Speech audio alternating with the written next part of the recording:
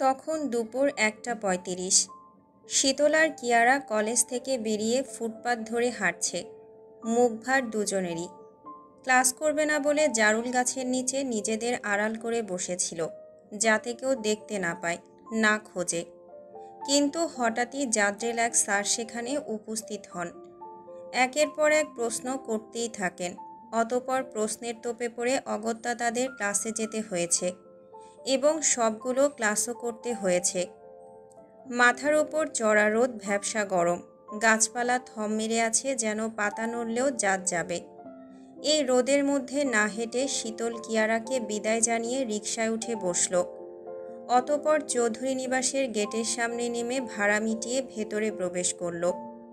মূল ফটকটা অতিক্রম করে যেতে যেতেই হঠাৎ বাগানের দিকে নজর পড়ল।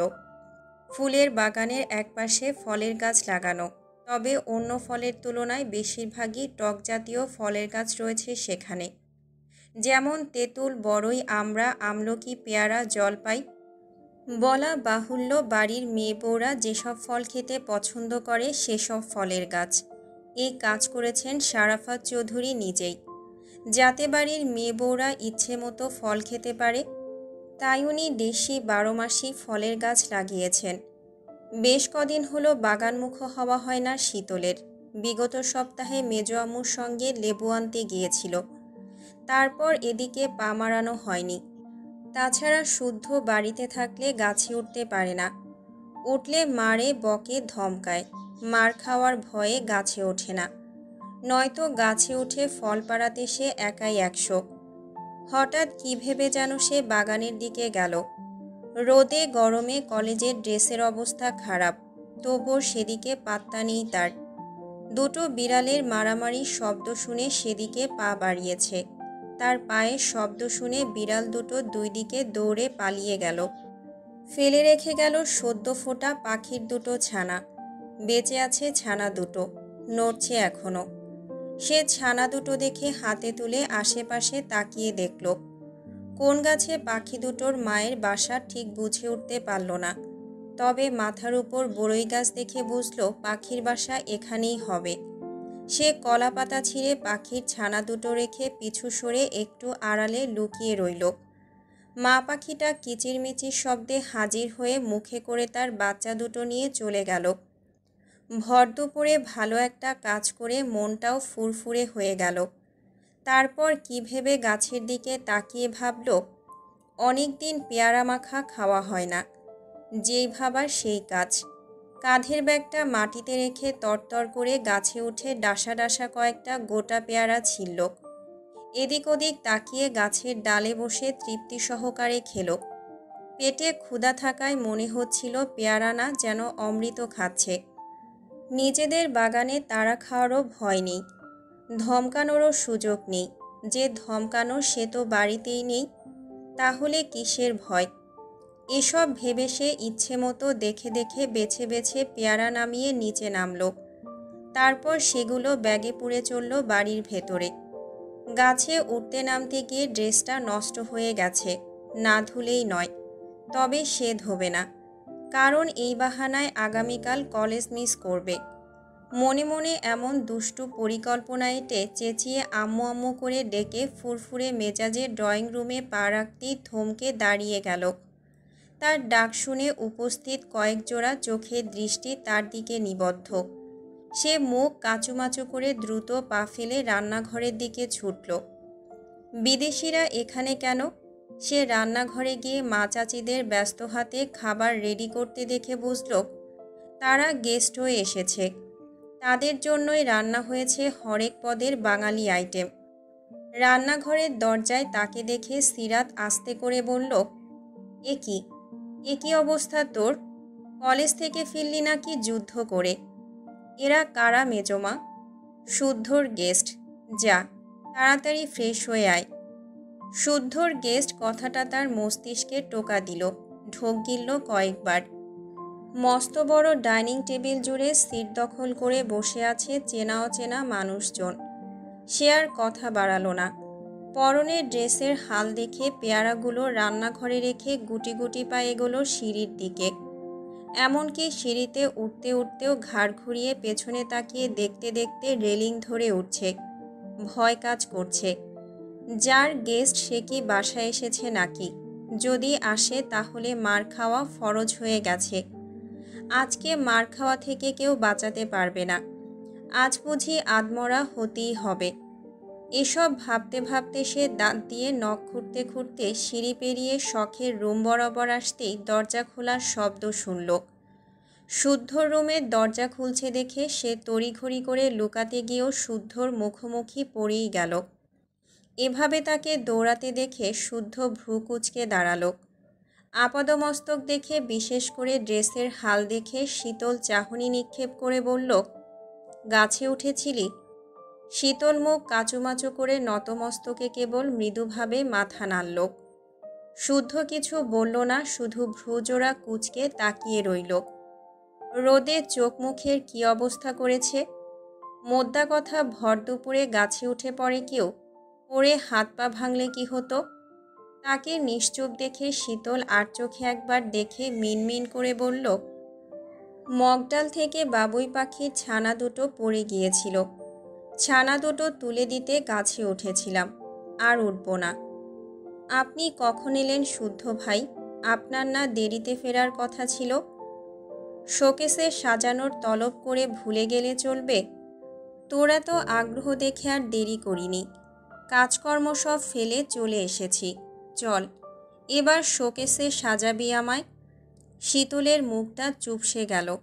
সে চুপসানো মুখটা নিয়ে মায়া মায়া সুরে শেষ প্রচেষ্টায় নামল। এই মুহূর্তে মিষ্টি মিষ্টি কথায় যদি একবার পালিয়ে বাঁচতে পারে, ভুলেও রুমের দরজা খুলবে না। তবে তার কাছে শুদ্ধকে ঘায়েল করার একটা অস্ত্র আছে। হঠাৎ কোথা থেকে যেন তার অসীম সাহসের উদয় হলো। সে মিষ্টি কথায় পটাতে না পারলে সেই অস্ত্রটা কাজে লাগাবে বলে ভেবে নিল। অতঃপর সে বলল, মজা করে বলেছি, তাই আমি ক্ষমা প্রার্থী। এরপর যদি মারেন আমি কিন্তু বড় বাবাকে বলে দেব আপনি সিগারেট খান।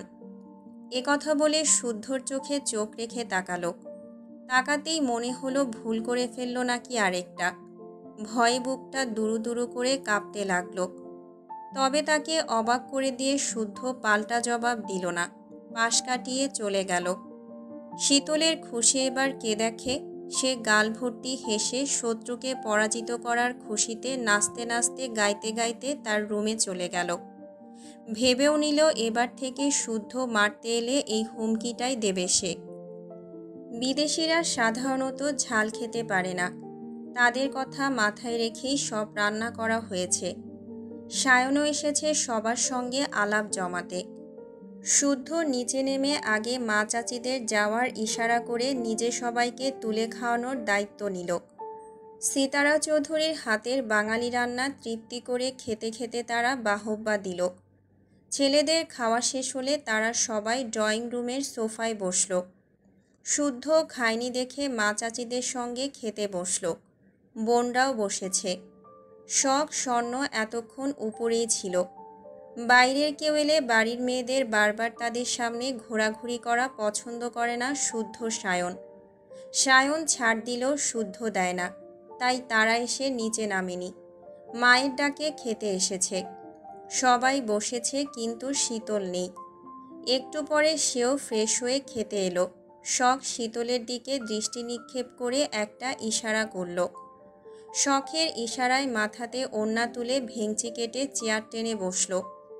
এইটুকু ইশারা না করলে শীতলের সঙ্গে সঙ্গে বড় ভাইদের কাছে তাদেরও বকা খেতে হতো। সবাই খেতে খেতে টুকটাক গল্প করছে, তবে নিচু স্বরে। সিতারা চৌধুরী ছেলের প্লেটে খাবার তুলে দিচ্ছে। হঠাৎ ব্যথাতুর শব্দ শুনে সবাই চোখ তুলে তাকালো শীতলের দিকে। শীতল ঠোঁট চেপে ধরেছে। সিরাত তখন বললেন, কী রে, দাঁতে পাথর পড়েছে নাকি? শীতল ঠোঁট থেকে হাত সরাতেই দেখে ঠোঁটে কামড় লেগে রক্ত বেরিয়ে গেছে। এত রক্ত দেখে স্বর্ণ বোনের দিকে পানি এগিয়ে দিল। সিমিন শীতলের পিঠে দুম করে কিল বসিয়ে দিল। নিজে নিজে খেতে গিয়ে কে ঠোঁট কেটে ফেলে? এখনও কি ছোট আছে ও, নাকি তাকে হাতে তুলে খাইয়ে দেওয়ার বয়স আছে? এত তাড়াহুড়োয় খেতেই হবে কেন? সব সময় কিসের এত চঞ্চলতা? সিমিন মেয়েকে চাপা সুরে বকতে শুরু করলেন। এদিকে ঠোঁটের তীব্র জ্বলন, অন্যদিকে কিল, এই দুটোর চাপে শীতল ঠোঁট ভেঙে কেঁদে ফেলল। সে কাঁদতে কাঁদতে উঠতে গেলে তার হাত ধরে সিতারা থামিয়ে দিলেন। ছোট যাকে বকলেন। সিমিনের এই স্বভাবটা খুবই খারাপ। যেটাই হোক মেয়ে দুটোকে মারেন, বকেন। জায়ের বকা খেয়ে সিমিনার কথা বাড়ালো না। নিজের এঁটো হাতটা ধুয়ে শীতলকে আগে পানি খাওয়ালেন। রক্ত মুছে দেখলেন কতটুকু কেটেছে। তারপর রান্নাঘর থেকে মধু এনে ঠোঁটে লাগিয়ে দিলেন। মাংসের ঝোলের ঝালটা কমে এলে চোখের পানি, নাকের পানি এক করে করুণ দৃষ্টিতে তাকিয়ে রইল আধ খাওয়া রোস্টের দিকে। ভীষণ মজা হয়েছে রান্না। মেজমা রান্না করেছে, চোখ বন্ধ করেই বলে দিতে পারবে সে। ইচ্ছে ছিল 3টে সাবার করার, কিন্তু কিছু খেতে পারিনি। কেবল 2 লোকমা ভাত মুখে পুড়েছিল। তার আগেই কামড় লেগে ঠোঁট কেটে গেল। ভর দুপুরে পেট পুড়ে সবাই খেলো, কিন্তু মেয়েটা কিছুই খেতে পারল না দেখে সিমিনের গলা দিয়েও খাবার নামল না।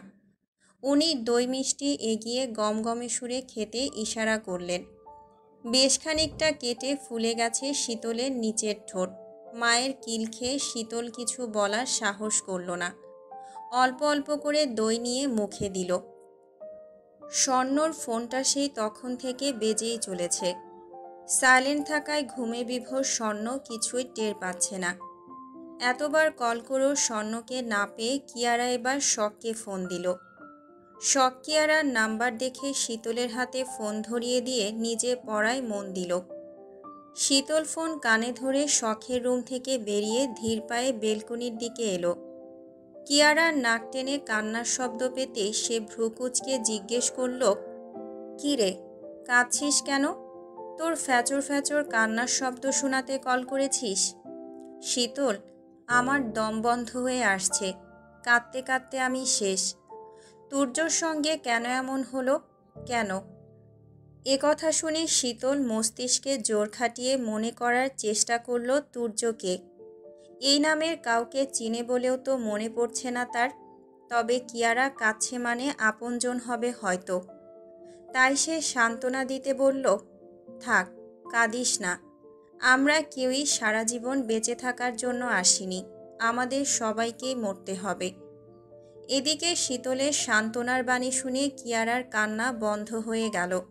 সে নাক টানতে টানতে পাল্টা প্রশ্ন করল, "তুর্য মরেনি রে শীতল।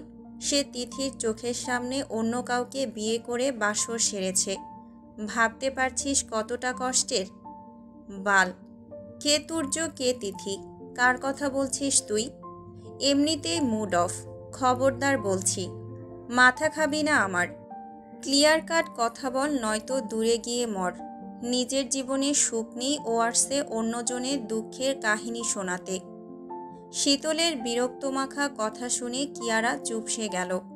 কান্নাকাটি অফ করে জানালো সে কলেজ থেকে ফিরেই কাজিন রিলেটেড উপন্যাস পড়ে শেষ করেছে। উপন্যাসের নায়ক ভুল বুঝে আরেকজনকে বিয়ে করেছে। নায়িকার সামনে বউ নিয়ে বাসর ঘরে ঢুকেছে। তিথি তুর্য ছিল কাজিন। মূলত বাড়ির কেউ জানত না তারা একে অপরকে ভালোবাসে। চমৎকার একটা উপন্যাস। তবে উপন্যাসটি স্যাড এন্ডিং। বিচ্ছেদের এন্ডিং মানতে না পেরে কিয়ারা কেঁদে কেটে একাকার অবস্থা। এদিকে মন দিয়ে পুরো কাহিনী শুনে শীতলেরও মন খারাপ হয়ে গেল। সে বলল, "ওটা আমিও পড়ব। কাল দিয়ে যাস তো বইটা।" "আগামীকাল কলেজে যাবি?" "না, সকালের দিকে আম্মুর সঙ্গে ডাক্তারের কাছে যাব।" "আচ্ছা, তাহলে বিকেলে আমি তোর বাসায় যাব। শোন, তোর কাছে যতগুলো কাজিন রিলেটেড উপন্যাস আছে তুই সবগুলো নিয়ে আসবি। এই জন্ডার উপন্যাস খুব ভালো লাগে আমার।" "আচ্ছা।" তারপর সে কথা বলে কল কেটে সামনে তাকালো। হঠাৎ তার মনে হলো সে ছাড়াও এখানে অন্য কেউ আছে। কিন্তু কে? কে তার কথা শুনছে লুকিয়ে লুকিয়ে? কি মনে করে সে পেছনে ঘুরতেই দেখে একটু দূরে শুদ্ধ দাঁড়িয়ে আছে। চোখে শীতল চাহনি। যা, এখন কি হবে? কি করে বলবে সে যা ভাবছে আদৌ সেই রকম কিছু নয়। কদিন ধরেই চাপা রাগের তোপে শুদ্ধর মনটা বিষিয়েছিল। ভেবেছিল শীতলকে আর কখনোই শাসন করবে না, মুখে বারণ করলেও গায়ে হাত তুলবে না। যে তার শাসনকে সবসময় বাঁকাভাবে গ্রহণ করে, চাচাতো ভাই বলে যাতা বলে, তাকে শাসন করার প্রশ্নই আসে না। কিন্তু এই মেয়ে ভীষণ ঘাটতারা। সে যেন মুখিয়েই থাকে তাকে রাগিয়ে দেওয়ার জন্য, করেও তাকে রাগানোর মতোই কাজকর্ম। যেমন আজকে সকালে ফোন দিয়ে যা ইচ্ছে তাই বলল। কেন বলল, কী কারণে বলল, সেও জানে না। আর অহেতুক কল ভালো মেজাজটা বিগড়ে দেওয়ার জন্য যথেষ্ট ছিল। সকালের ঘটনার পর ভেবেছিল এসেই দুইটা থাপ্পড় বসিয়ে দেবে, কান টেনে লম্বা করে ভদ্রতা জ্ঞানের শিক্ষা দেবে। কিন্তু খেতে বসে হঠাৎই ঠোঁট কেটে রক্তারক্তি হলো দেখে ভাবল আপাতত থাক, নিজে না দিক একটা শাস্তি তো পেলই। তখন তার করা অপরাধের শাস্তি মওকুফ করলেও এখন হাতখানা নিষ্পিস করছে, অনবরত থাপড়াতে ইচ্ছে করছে। বেয়াদবির একটা লিমিট থাকা দরকার। বাসায় বাইরের গেস্টরা উপস্থিত রয়েছে, তারা যদি ভুলক্রমে এসব শোনে কি ভাববে? ফ্রেন্ডদের কানে গেলেও মজা নিতে বিন্দু পরিমাণ কার্পণ্যবোধ করবে না, বরং ওরা নিজ দায়িত্বে রটিয়ে দেবে যা হওয়ার নয় সেসব কথা। শীতল আচমকা শুদ্ধকে দেখে জোরপূর্বক হাসল। মাথা চুলকে তার লম্বা বিনুনি নাড়াচাড়া করে কিছু বলার জন্য শব্দ খুঁজল, কিন্তু কি বলবে বুঝে উঠতে না পেরে এদিক ওদিক তাকিয়ে বলল, কলা খাবেন শুদ্ধ ভাই? বাবা এনেছে। কি যে মিষ্টি খেতে! তোর কেন মনে হলো আমি কলা খাওয়ার জন্য দাঁড়িয়ে আছি? হে হে, না মানে আমি খাবো তো, তাই ভাবলাম আপনাকেও সাধি। তোর বাপ এনেছে, তুই বেশি করে খা। আচ্ছা, গিয়ে খাই তাহলে। ফোনে কি যেন বলছিলি? শীতল দুই ঢোক গিলল, আর চোখে দেখেও নিল শুদ্ধ রাগান্বিত চাহনিতে তাকিয়ে থাকা। মনে হচ্ছে ঠাস করে মেরে বসবে। সেও বুঝল ছাড় পাবে না, তাই কৈফিয়ত দেওয়ার সুরে আমতা আমতা করে বলল, উপন্যাসের কথা বলছিলাম। আমি তোর কাজিন হই, রাইট? উপন্যাস পড়ে কি হবে? আমি সিঙ্গেল, চল প্রেম করি। না। না কেন? আমি কোন দিক থেকে কম? কাজিন লাভ যখন এতই ভালো লাগে তাহলে সমস্যা কি? কি ভেবেছিস আমার সঙ্গে প্রেম করলে তোকে লিপস্টিক কিনে দিতে পারবো না? শীতল মুখ কাচুমাচু করে মেঝের দিকে তাকিয়ে আছে। শুদ্ধর কথার জবাব খুঁজতে ব্যস্ত সে, তবে মুখ ফুটে না বললেও সে মনে মনে জবাব ঠিকই দিল। আপনার মতো হিটলার প্রেমিক চাই না আমার। আপনি এমন এক পুরুষ যাকে ভালোবাসি বললেও থাপ্পড় দিয়ে বলবেন, বেয়াদব! বললি কেন ভালোবাসি? ভালোবাসা বলে বেড়ানোর জিনিস? এক্ষুনি কান ধর, ধর বলছি, নয়তো চেলাকাট দিয়ে মেরে তোর পা ভাঙবো আজ। মনে মনে চিৎকার করে একথা বললেও মার খাওয়ার ভয়ে মুখে বলা হলো না। শীতলকে চুপ থাকতে দেখে শুদ্ধ এক কোণে রাখা ঝুলঝাড়া ঝাড়ুটা নিতে গেলে শীতল বেলকুনির সঙ্গে সেটে দাঁড়ালো। চোখে মুখে তীব্র ভয়। সে এবার ভয়ে ভয়ে জবাব দিল, কাজিন রিলেটেড বই তো দূর, জীবনেও উপন্যাসের নাম মুখে নেব না। কেন? তোর না ভালো লাগে? কিছুক্ষণ আগেও ভালো লাগতো, এখন আর ভালো লাগছে না। ওসব পচা বই, পচা জিনিস থেকে দূরে থাকাই উত্তম। একথা বলতেই সায়ন তখন খুঁড়িয়ে খুঁড়িয়ে এসে শুদ্ধর পাশে দাঁড়ালো। শীতলের রিমান্ড চলছে দেখে হাসতে হাসতে বলল, এখন রুমে যা, শুদ্ধর ফ্রেন্ডরা এদিকে আসছে। কয়েক জোড়া পায়ের পদধ্বনি কানে আসতেই শীতলের কিছু বলারও সুযোগ হলো না। দ্রুত স্থান ত্যাগ করল। সব সময় তার সঙ্গে এমনটা হয়। বলতে যায় এক মানুষ বুঝে বসে আরেক, করতে যায় এক ঘটিয়ে বসে থাকে আরেক। জীবনটাই বেদনার। তাকে যেতে দেখে সায়ন বলল, ছোট মানুষ কি বলতে কি বলেছে, বাদ দে। কথার ধার দেখে কিন্তু মনে হয় না ছোট মানুষ। ওইটুকু ধার না থাকলে কি মনে হবে চৌধুরী বাড়ির মেয়ে? এবার বল, ল্যাবের কাজ কতটুকু আগালো? ঢাকা থেকে একেবারে ব্যাক করবি কবে? কাজ এখনও একটু বাকি আছে, কাজের উপর ডিপেন্ড করছে সব। এসব বলতে বলতে সায়ন পেতে রাখা চেয়ারে বসল। এইটুকু পথ হেঁটে আসতে গিয়ে হাঁপিয়ে উঠেছে। ক্ষতস্থানে টান পড়েছে। এ অবস্থায় বাইরে যেতেও পারেনি কদিন ধরে। দলের ছেলেপুলেরা ওদিকে আরেক কাণ্ড ঘটিয়ে বসে আছে। যত ব্যথাই থাকুক, আজ সন্ধ্যায় একটু বের হতেই হবে। শুদ্ধ নিজেও ভাইয়ের পাশে বসে জানালো ল্যাবের কাজ সম্পর্কে। চৌধুরী নিবাসের উল্টো পথ ধরে এগোলে একটা নির্জন রাস্তার দেখা মেলে। রাস্তার দুই ধারে গাছ আর জঙ্গল। সেখানে মাটির নিচে তৈরি করা হচ্ছে শুদ্ধর পার্সোনাল ল্যাব। সেখানে থাকবে মানব কল্যাণে কার্যরত নিত্য নতুন আবিষ্কার। বিদেশিরা মূলত এসেছেই ল্যাব পরিদর্শন করতে। কাজ প্রায় শেষের দিকে, যদিও এই ব্যাপারে সায়ন ছাড়া বাকি কেউই তেমনভাবে জানে না, কারণ ল্যাবটা সম্পূর্ণ গোপনীয় রেখে তৈরি করা হয়েছে। নির্জন স্থানে এমনভাবে কাজ করা হচ্ছে কেউ ঘূর্ণাক্ষরেও টের পাবে না ল্যাব রয়েছে। শুদ্ধ ঢাকা থেকে খুব তাড়াতাড়ি ব্যাকও করবে, কারণ এক নতুন আবিষ্কারের ভূত মাথায় চেপে বসেছে। যতক্ষণ না সে কাজে হাত দেবে তার স্বস্তি মিলবে না, কিছুতেই না। দুই ভাইয়ের আলোচনার মাঝেই কামরান, অর্ক, হাসান এসে ধপ করে বসল। কামরান ফস করে জানালো অর্ক থাকলে সে আর থাকবে না। বন্ধুর কথা শুনে শুদ্ধ ভ্রুকুচকে পকেট হাতড়ে 100 টাকার নোট বের করে দিয়ে বলল, ধর। কামরান টাকাটা ধরে হতবাক হয়ে তাকিয়ে আছে। তাকে এভাবে তাকাতে দেখে শুদ্ধ বলল, বসে রইলি যে, যা। আমি রাগ করে বলতেই পারি, তাই বলে সত্যি সত্যি চলে যেতে বলবি? এই তোর বন্ধুত্ব? বন্ধু শখ করে একটা ইচ্ছে প্রকাশ করল। আমিও তার ইচ্ছেকে সম্মান দেখালাম। এখানে ইমোশনাল হওয়ার কি আছে? তাই তো, তোর বন্ধু আমাকে কুত্তার দৌড়ানি খাওয়ালো, আমি আর একটু হলেই পটল তুলতাম। সেসব কিছুই না। সাধারণ একটা কথা বললাম তাতেই, যার শালা, তোদের কারো সঙ্গেই কথা বলবো না। শুদ্ধ এবার অর্কের দিকে তাকালো। কে বলবে এই ছেলেটা সবাইকে খোঁচা মেরে বেড়ায়? এই যেমন কামরানকে কুত্তার দৌড়ানি খাইয়ে কি সুন্দর গোবেচারা মুখ করে তাকিয়ে আছে। চেহারাখানা দেখে যে কেউ বলবে ভাজা মাছটি উল্টে খাওয়াও জানে না। তাকে তাকাতে দেখে অর্ক দাঁত কপাটি বের করে বলল, আমি কিছু করিনি ভাই, পুরো ঘটনাটা শোন। রাস্তার ধারে একটা লাল কুকুর শুয়েছিল। আমি শুধু পেছন থেকে তার ইয়েতে সুরসুরি দিয়েছি, কিন্তু কুকুরটা আমাকে দৌড়ানি না দিয়ে কামরানের পেছনে ছুটতে শুরু করলো। এখানে আমার কি দোষ? আমি কি কুকুরকে বলেছি ওর পেছনে যা? অর্কের বলার ভঙ্গিতে সায়ন হো হো করে হেসে উঠল। হাসান মিটিমিটি হাসতে হাসতে বলল, আরেকটু হলেই কামরানের বিয়ের স্বাদ মিটে যেত। ছোটবেলায় তুই মানুষকে কামড়ে বেড়াতি, কুকুরটা বোধহয় তারই শোধ নিল। এ কথা বলতে না বলতেই কামরান এক ঘুষি বসিয়ে দিল হাসানের বাহু বরাবর। নামের জন্য সবাই তাকে পচায়, বন্ধুরা তো কথায় কথায় খোঁচায়।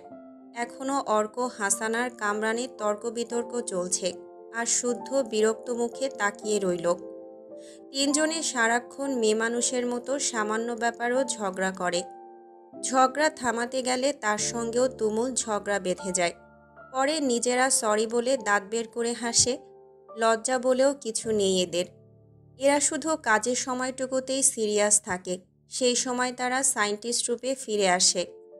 দূরদর্শিতা, গম্ভীরতা, বুদ্ধিমত্তা তাদের চেহারায় স্পষ্টভাবে ফুটে ওঠে। দুই বিদেশি স্যান্ডি জুলি তো এদের সঙ্গে মিশে বাদর তৈরি হয়েছে। সায়ন চুপ করে এতক্ষণ এদের কথাই শুনছিল। শুদ্ধ এর আগে কখনো বাসায় বন্ধুদের আনেনি, এবারই প্রথম। আনার যথাযথ কারণও রয়েছে বটে। প্রতিটা পেশায় একজন শিক্ষাগুরু থাকে, ওনার থেকে হাতেখড়ি হয় সব কাজের। এরপর শিষ্যরা যখন শিখে যায় তখন তাদেরকে ছেড়ে দেওয়া হয় নিজেরা কিছু করে দেখানোর আশায়। বিগত 5 বছরে তারা শিখেছে অনেক কিছু, এবার তাদের কিছু করে দেখানোর পালা। নিজেদের আবিষ্কার দিয়ে নিজেদের নাম তৈরি করার পালা। হঠাৎই সায়নের ফোন বেজে উঠল। সে কল রিসিভ করে হ্যালো বলতেই শোনা গেল আহানাফের গলা। আহানাফ দুই একটা কথা বলে তার বাবার হাতে ফোনটা ধরিয়ে দিল কথা বলার জন্য। সায়ন ওনাকে বিনয়ী সুরে সালাম দিয়ে কুশল বিনিময় করল। ভদ্রলোক অহেতুক কথা না বাড়িয়ে সরাসরি আসল প্রসঙ্গে এলো। সায়ন, বাবা, বলছিলাম যে বোনের বিয়ে দেবে না? আমার তো 3টে বোন। কার কথা বলছেন আঙ্কেল? শখ মায়ের কথা বলছি। বোন বড় হয়েছে, বিয়ে তো দিতেই হবে, কিন্তু হঠাৎ এই কথা? আহানাফকে তুমি ছোটবেলা থেকেই তো চেনো, পাত্র হিসেবে কেমন এটাও জানো। ওর জন্যই শখের হাতটা চাইছি বাবা। আমার বোনের ইচ্ছে ডাক্তারি পড়ার, আমরাও চাই সে ডাক্তার হোক, তাই ওর বিয়ের কথা ভাবছি না আপাতত। ওর পড়া নিয়ে আমাদের বাড়ি থেকে কোনো সমস্যা হবে না, এইটুকু গ্যারান্টি দিতে পারি। ঠিক আছে, আমি বাসায় সবাইকে জানিয়ে আপনাকে জানাবো। ঠিক আছে, অপেক্ষায় রইলাম। হুম। সায়ন কলটা কেটে শুদ্ধর দিকে তাকালো। শখের বিয়ের প্রস্তাব এসেছে বুঝতে বাকি নেই কারো। তারপরও সায়ন শুদ্ধকে আহনাফের ব্যাপারে যতটুকু বলা যায় বলল। শুদ্ধ আহনাফকে ভালো করে চেনে, ভদ্র ছেলে, দেখা হলেই কথা হয়। অবিবাহিত বোনরা বাসায় থাকলে প্রস্তাব আসবে স্বাভাবিক, তবে ছেলে যতই ভালো হোক বোনের অমতের বিরুদ্ধে তারা যাবে না। কারণ বোনরা পানিতে পড়েনি যে প্রস্তাব এলেই বিয়ে বিয়ে করে লাফাতে হবে। তাছাড়া তাদের 3 বোন 3 ধরনের, খুব ছোট থেকেই শখ খুবই নরম মনের। কারো কান্না দেখতে পারে না সে, কাউকে কাঁদতে দেখলে নিজেও কাঁদে।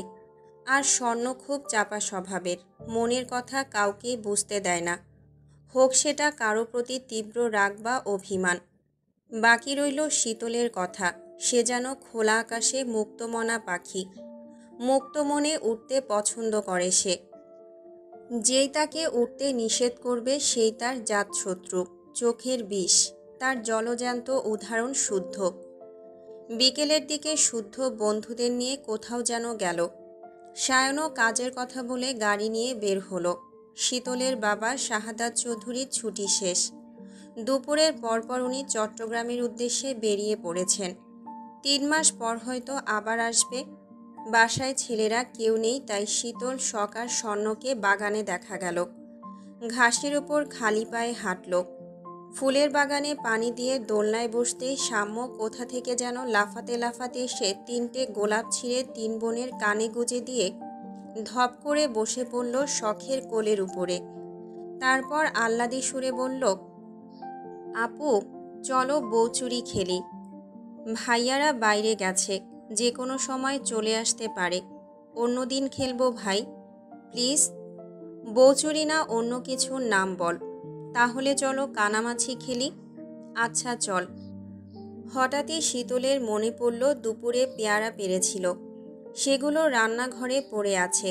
শীতল দৌড়ে গিয়ে রান্নাঘর থেকে পেয়ারা এনে সবাইকে দিল। পেয়ারা খেতে খেতেই খেলার প্রস্তুতি নিল। শখের 2 চোখ বেঁধে দেওয়া হলো। সাম্য, সৃজন, শখ, স্বর্ণ, শীতল খেলায় ব্যস্ত। তারা শখকে কাতুকুতু দিয়ে পালিয়ে যাচ্ছে। শখ চোখ বন্ধ করে তাদের খুঁজছে। খেলতে খেলতে খিলখিল করে হাসছেও তারা। সিতারা, সিমিন, সিরাতো এসে দাঁড়িয়েছেন বাগানে। 3 জা মিলে সবজি বাগান থেকে সবজি তুলতে তুলতে গল্প করছে। টাটকা সবজিগুলো রান্না হবে আজকে রাতে। তখন চৌধুরী নিবাসের গেট পেরিয়ে পুলিশের গাড়ি এসে থামল। ধপধপ করে কয়েকজন পুলিশ গাড়ি থেকে নেমে স্বর্ণকে ঘিরে ধরে বলল, ইউ আর আন্ডার অ্যারেস্ট সুবর্ণ চৌধুরী স্বর্ণ। হঠাৎই চৌধুরী বাড়ির মূল ফটকে পুলিশের গাড়ি দেখে স্বর্ণ, শখ, সাম্য, সৃজন দাঁড়িয়ে গেছে। তাদের চোখে মুখে বিস্ময়। শুধু শখের চোখ বাঁধা থাকায় সে হাত বাড়িয়ে খুঁজে যাচ্ছে দুষ্টু ভাই বোনদেরকে। পুলিশ দেখা মাত্র শীতল চটজলদি শখের চোখের বাঁধন খুলে বিস্ময়ঝরা কণ্ঠে বলল, এই আপু, ওই দেখ পুলিশ। শীতলের কথা শুনে শখ ভ্রুকুচকে তাকিয়ে দেখে সত্যি সত্যি চৌধুরী নিবাসের মূল ফটক পেরিয়ে পুলিশের গাড়ি থেমেছে। কয়েকজন পুলিশ ধাপাধাপ পা ফেলে তাদের সামনে এসে দাঁড়ালো। তীক্ষ্ণ দৃষ্টি মেলে তাদের পরখ করে নেম প্লেটে লেখা ইনসান নামের পুলিশটি অত্যন্ত রুক্ষ কণ্ঠে বলল, ইউ আর আন্ডার অ্যারেস্ট সুবর্ণ চৌধুরী স্বর্ণ। ওনার কথা শুনে ভাই বোনের বিস্ময়ের মাত্রা চূড়ান্ত লেভেল পার করল। তারা একে অপরের মুখ চাওয়াচাওয়ি করছে। কি বলবে খেই হারিয়ে ড্যাব ড্যাব করে তাকিয়ে আছে। সায়ন রাজনীতি করলেও পুলিশ কখনো চৌধুরী নিবাসে প্রবেশ করেনি। আর না পুলিশের জেরায় পড়তে হয়েছে তাদের। অথচ স্বর্ণ কি এমন করেছে যে পুলিশ এসেছে চৌধুরী বাড়িতে? পুলিশের কথা শুনেও স্বর্ণের মধ্যে কোনো হেলদোল দেখা দিল না। সে আপন মনে পেয়ারা চিবাতে ব্যস্ত। ভঙ্গিমা দেখে মনে হচ্ছে সে জানতো এমন কিছুই হবে। তাকে ভাবলেশীন দেখে ইনসান নামের পুলিশটি তেষ্টা হেসে বলল, চলুন তাহলে যাওয়া যাক। কোথায় যাব?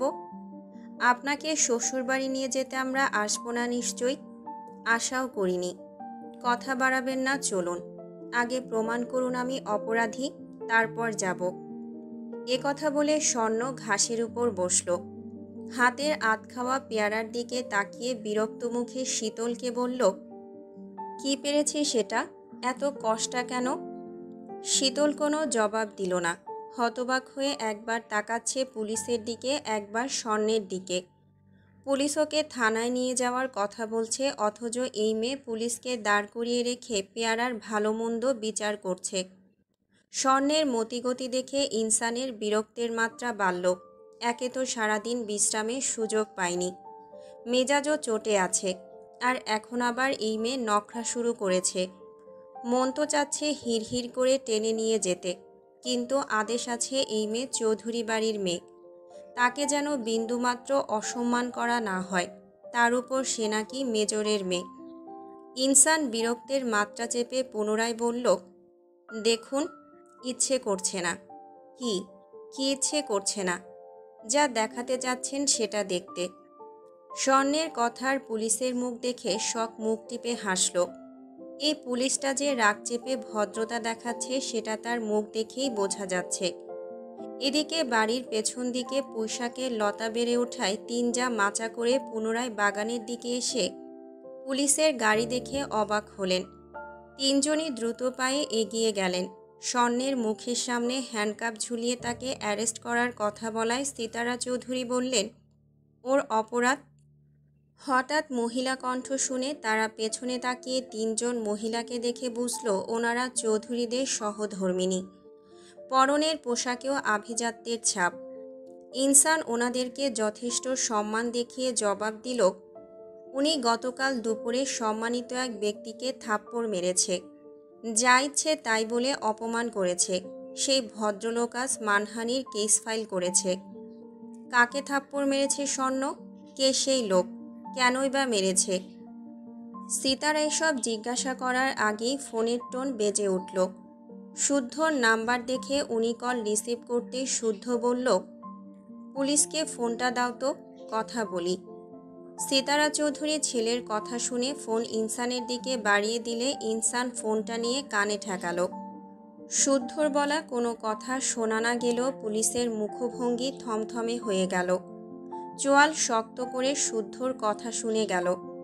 তারপর ফোন ফিরিয়ে দিয়ে যেভাবে এসেছিল তারা সেভাবেই চলে গেল।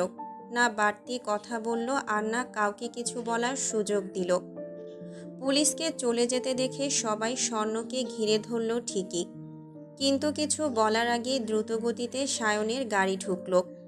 সায়ন গাড়ি থেকে নেমে পুলিশের মুখোমুখি দাঁড়িয়ে কয়েক মিনিট বলে বাগানে এসে দাঁড়ালো। ভাই বোন এবং মা চাচিদের দেখে গম্ভীরতাকে মুছে ফেলে ভ্রুকুচকে বলল, এই তোরা পেয়ারা কোথায় পেলি? আমাকেও দে দেখি, একটা চিবাই। শীতল সায়নের কাছ থেকে আগেই সরে বসল। তারপর তার আধখানা পেয়ারার দিকে তাকিয়ে কিছু একটা ভেবে দাঁত বের করে হেসে বলল, আমার পেয়ারাটা খুব টক, শকাপুরটা নাও। অতপর পেয়ারা কাড়াকাড়ি করতে লেগে গেল সায়ন। সিতারা চৌধুরী বারবার মূলত ঘটনা জানতে চাইলেও কথা বলে এড়িয়ে গেল। ছেলের এমন গাছাড়া ভাব দেখে ওনারা ধরে নিলেন গুরুতর কিছু নয়। গুরুতর কিছু হলে সায়ন নিশ্চয় দাঁত বের করে হাসত না। স্বর্ণ সায়নের চালাকি বুঝেও কিছুই বলল না। ভাই বোনদের দুষ্টু মিষ্টি খুনসুটিতে মেইন টপিকটা আপাতত চাপা পড়ে গেল। রাত তখন কয়টা হবে? এই একটার কাছাকাছি বোধ হয়। নির্জন রাস্তায় এক টকবগে যুবককে মাটির সঙ্গে চেপে ধরে রেখেছে কয়েকজন ছেলে। শোয়ানো ছেলেটার হাত পা দড়ি দিয়ে বাঁধা, চোখে ভয়, গোগো শব্দে বাঁচার আকুতি ছেলেটার চোখে মুখে। কিছুক্ষণ আগেও দাপট দেখিয়ে মামাসি তুলে বৃষ্টি বৃষ্টি গালি ছুঁড়েছে, একজনকে ঘুষি মেরে রক্তাক্ত করেছে, এখন নিজেই বাঁচার ভয়ে প্রাণ ভিক্ষা চাচ্ছে। এজন্যই বোধহয় প্রবাদে প্রচলিত, পিপিলিকার পাখা গজায় মরিবার তরে। ঠিক সেই মুহূর্তে বাইকে করে সায়ন উপস্থিত হলো। পরনে 3/4 কালো প্যান্ট ও সাদা টি শার্ট। সে শীষ বাজাতে বাজাতে বাইক স্টার্ট করে চাবি ঘুরাতে ঘুরাতে তাদের কাছে এসে থামল। চারদিকে অন্ধকার, এদিকে রাতের বেলায় গাড়ি ঘোড়া আসে না বিধায় জায়গাটা শুনশান। সায়ন খোঁড়াতে খোঁড়াতে এসে ছেলেদের তাড়া দিয়ে ধারালো ছুরি তুলে নিল। ছুরিটা উল্টে পাল্টে দেখে ধার পরক করে নিল। সব ঠিকঠাক দেখে সন্তুষ্টি সুরে বলল, ভালোই ধার আছে, আমার এনার্জি কম লস হবে। সায়নের ইশারা পেয়ে ছেলেগুলো ওই ছেলেটাকে আরও শক্ত করে চেপে ধরতেই সায়ন ছেলেটার গাল ধরে শান্ত কণ্ঠে বলল, আমার বাড়ির মেয়ে রেট জানতে চেয়েছিলি শুনলাম, কাজটা ভালো করিসনি। এসব পাগলামি কেউ করে রে পাগলা? এই, ওর মুখটা খুলে দে তো, মরার আগে কি বলে শুনি। নান্নু নামের একটা ছেলে ওই ছেলেটার মুখ খুলে দিতেই ছেলেটা কাঁদতে কাঁদতে বলল, ভাই ভাই আর করব না ভাই, মাফ করে দেন। ভাই না, বাপ ডাকলেও ছাড় পাবি না তুই, তোর মরার টিকিট অলরেডি কনফার্ম হয়ে গেছে। আমি আপনার বোনের পা ধরে মাপ চাইব ভাই, আমার অপরাধ আমি স্বীকার করব, শুধু এবারের মতো জান ভিক্ষা দেন ভাই। মাফ করতাম যদি তোর নোংরা কথা শুনে আমার বোনটা না কাঁদত, মাফ করতাম যদি আমার মাকে নিয়ে গালি না দিতি, মাফ করতাম যদি আমার বোনকে তুলে আনার জন্য ভুয়া পুলিশ না পাঠাতি। কি ভেবেছিস পুলিশের পোশাকে গেলে আমরা আমাদের বোনকে তোদের হাতে তুলে দিতাম, আর তোরা আমার আদরের বোনকে খুবলে খুবলে খাবি? এত সোজা না রে, শুয়োরের বাচ্চা না। চৌধুরী নিবাসের মেয়েদের গায়ে কলঙ্ক ল্যাপটানো এত সোজা না। গু খেয়ে রাজনীতির মাঠে নামিনি রে। একথা বলে সায়ন ছুরি দিয়ে ছেলেটার গলায় আঁকিবুকি করতে করতে ফিসফিস করে বলতে শুরু করলো, তোকে একটা সিক্রেট বলি শোন, আমরা দুই ভাই, আমি সায়ন, আমার ভাই শুদ্ধ। মজার ব্যাপার হচ্ছে আমাদের কোনো মিল নেই, না দেখতে আর না স্বভাবে, যা আছে সবই অমিল। আমরা দুজন দুই মেরুর মানুষ, আমাদের রক্ত যেহেতু এক, এক বাবা মায়ের সন্তান, যদি কিছু মিল না থাকে রক্তের বদনাম হয়ে যাবে, তাই কষ্টে সৃষ্টে একটা মিল খুঁজে বের করেছি আমরা। সেটা কি জানিস? আমরা দুজনেই হাইড অ্যান্ড সিক খেলতে এবং খেলাতে ভালো পারি, দক্ষ প্লেয়ার বলতে পারিস। এইটুকু বলতেই সায়ন থামল, একা একা ঠোঁট টিপে হাসল। তারপর নক্ষত্র ভরা আকাশের দিকে একবার তাকিয়ে এদিক ওদিক করে ঘাড় ফুটালো। তারপর পুনরায় বলল, আমি ভালোর মুখোশ পরে সবার কাছে ভালো হয়ে চলার চেষ্টা করি, তবে রেগে গেলে সে অন্য কথা, আর শুদ্ধর ভেতরেও যা বাইরেও তা। ও এমন এক ছেলে, নিজের বাপ ভাইয়ের পেছনে বাঁশ দিয়ে জিজ্ঞাসা করে ব্যথা পেল নাকি। তাহলে একবার ভাব সে কতটা ক্রেজি। আমি তোকে ছাড় দিলেও শুদ্ধর হাতে পড়তে হবে, ওর হাতে পড়লে সহজে মারবে না, তবে তোর বলিষ্ঠ দেহখানা রিসার্চের কাজে লাগাবে।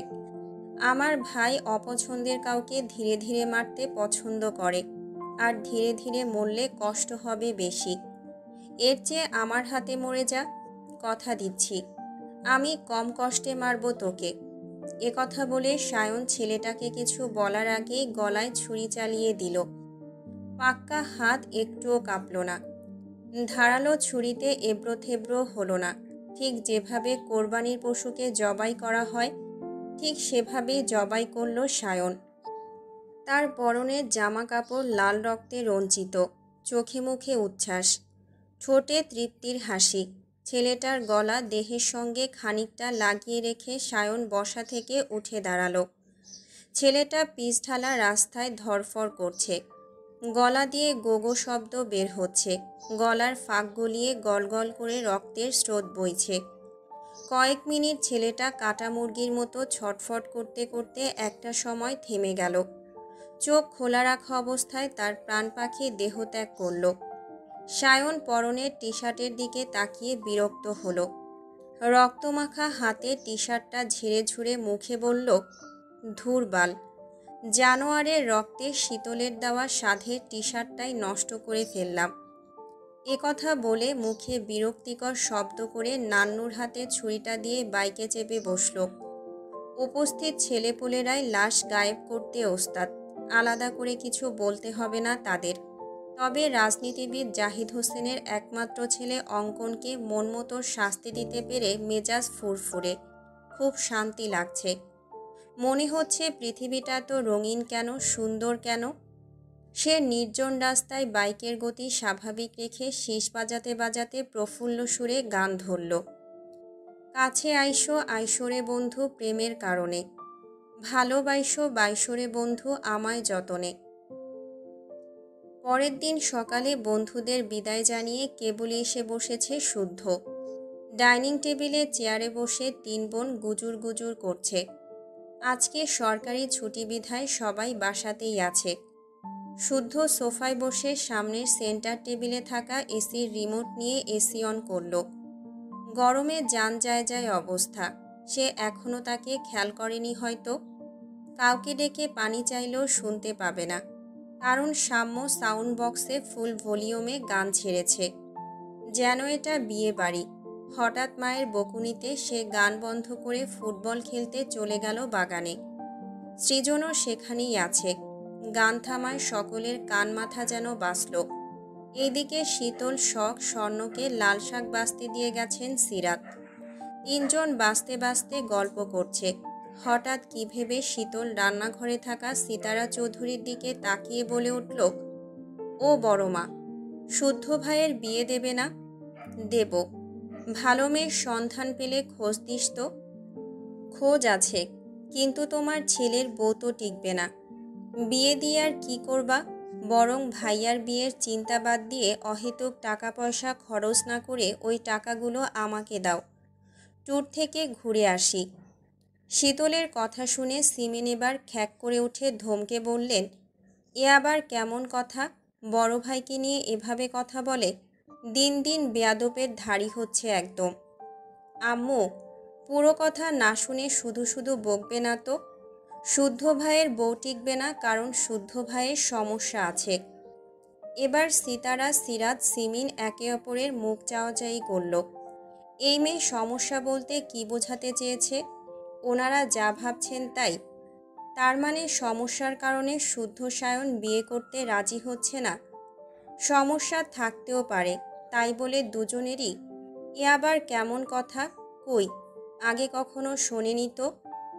শীতল চঞ্চল, কিন্তু সে না জেনে শুনে আন্দাজে কথা বলারও মেয়ে না, তাও আবার শুদ্ধকে নিয়ে। কারণ শুদ্ধকে নিয়ে ভুল বকলেই তার কপালে মার নিশ্চিত। তাই তার কথা গুরুত্বের সঙ্গে নিলেন ওনারা। অতঃপর তিনজা নিজেরা গুজগুজ করে রান্নাঘর থেকে বেরিয়ে শীতলের কাছে এসে বললেন, হ্যাঁ রে মা, তুই জানলি কিভাবে শুদ্ধর সমস্যা আছে? সকাল থেকে ডান হাত চুলকাচ্ছে, টাকা আসবে বোধহয়। আচ্ছা, টাকা দেব, এখন বল।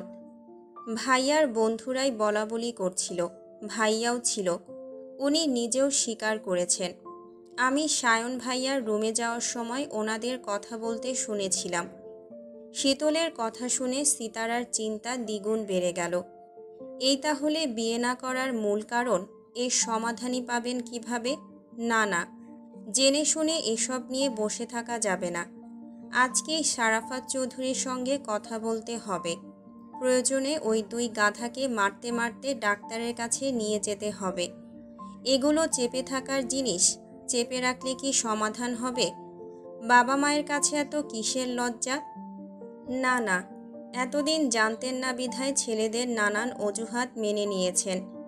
আজ যেহেতু জেনেই নিলেন, আর বসে থাকা যায় না। এদিকে সোফায় বসা শুদ্ধ ফোনে স্কল করা আঙুলটা থামিয়ে দিল। ঘাড় ঘুরিয়ে তাকিয়ে আছে মায়ের চিন্তিত মুখের দিকে। ওদের বলা কথাবার্তা ও চিন্তাধারা দেখে শুদ্ধ একবার নিজের শরীরের দিকে তাকালো। তারপর বিড়বিড় করে বলল, কি আশ্চর্য! সমস্যা আমার আর আমি কিছুই জানি না, অথচ বাড়ি শুদ্ধ সবাই জেনে বসে আছে। বিড়বিড় করে একথা বলে সে পুনরায় ফোন স্ক্রল করতে করতে হাঁক ছাড়ল, শীতল, বাগান থেকে একটা চেলাকা টেনে দে তো। শরীর ম্যাচ ম্যাচ করছে কাউকে ইচ্ছে মতো পেটাতে। আচমকা শুদ্ধের কথা শুনে চমকে উঠল উপস্থিত সকলে। ঘাড় বাঁকিয়ে তাকালো আরাম করে বসা শুদ্ধর দিকে। এই ছেলে আবার কখন এলো? এলো তো এলো, কাউকে ডাকলো না কেন? এদিকে শুদ্ধর কথা শোনা মাত্রই শীতল লাফ মেরে উঠে দাঁড়িয়েছে, চোখে মুখে ভয়। ফাটা বেলুনের মতো চুপসে গেছে তার আদুরে মুখখানা। মস্তিষ্কে বারংবার ধাক্কা খেতে লাগলো একটাই কথা, যা শুনে ফেললো না তো, শুনলে কি হবে? যখনই কিছু বলে তখনই এই লোক ভূতের মতো হাজির হয়। এ কোন জ্বালা, কোন বিপদ! কিন্তু এখন কি হবে? কি করে নিজেকে বাঁচাবে? পেট ব্যথা করছে না কেন? অন্য সময় তো খুব মাথা ঘুরায়, চোখে ঝাপসা দেখে, সব কিছু অন্ধকার হয়ে আসে। তাহলে এখন কিছু হচ্ছে না কেন? অসুখও স্যাস্টা লেভেলের, নতুবা যখন দরকার তখন হয় না কেন? আবার যখন প্রয়োজন হয় না তখন দল বেঁধে শরীরের উপর হামলা করে।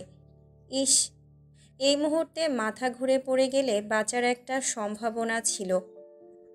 এসব ভাবতে ভাবতে সে হাতের মুঠোয় থাকা শাকগুলো রেখে মিনমিন করে বলল, এই আপু, আমি ওয়াশরুমে যাব, আসছি এক্ষুনি।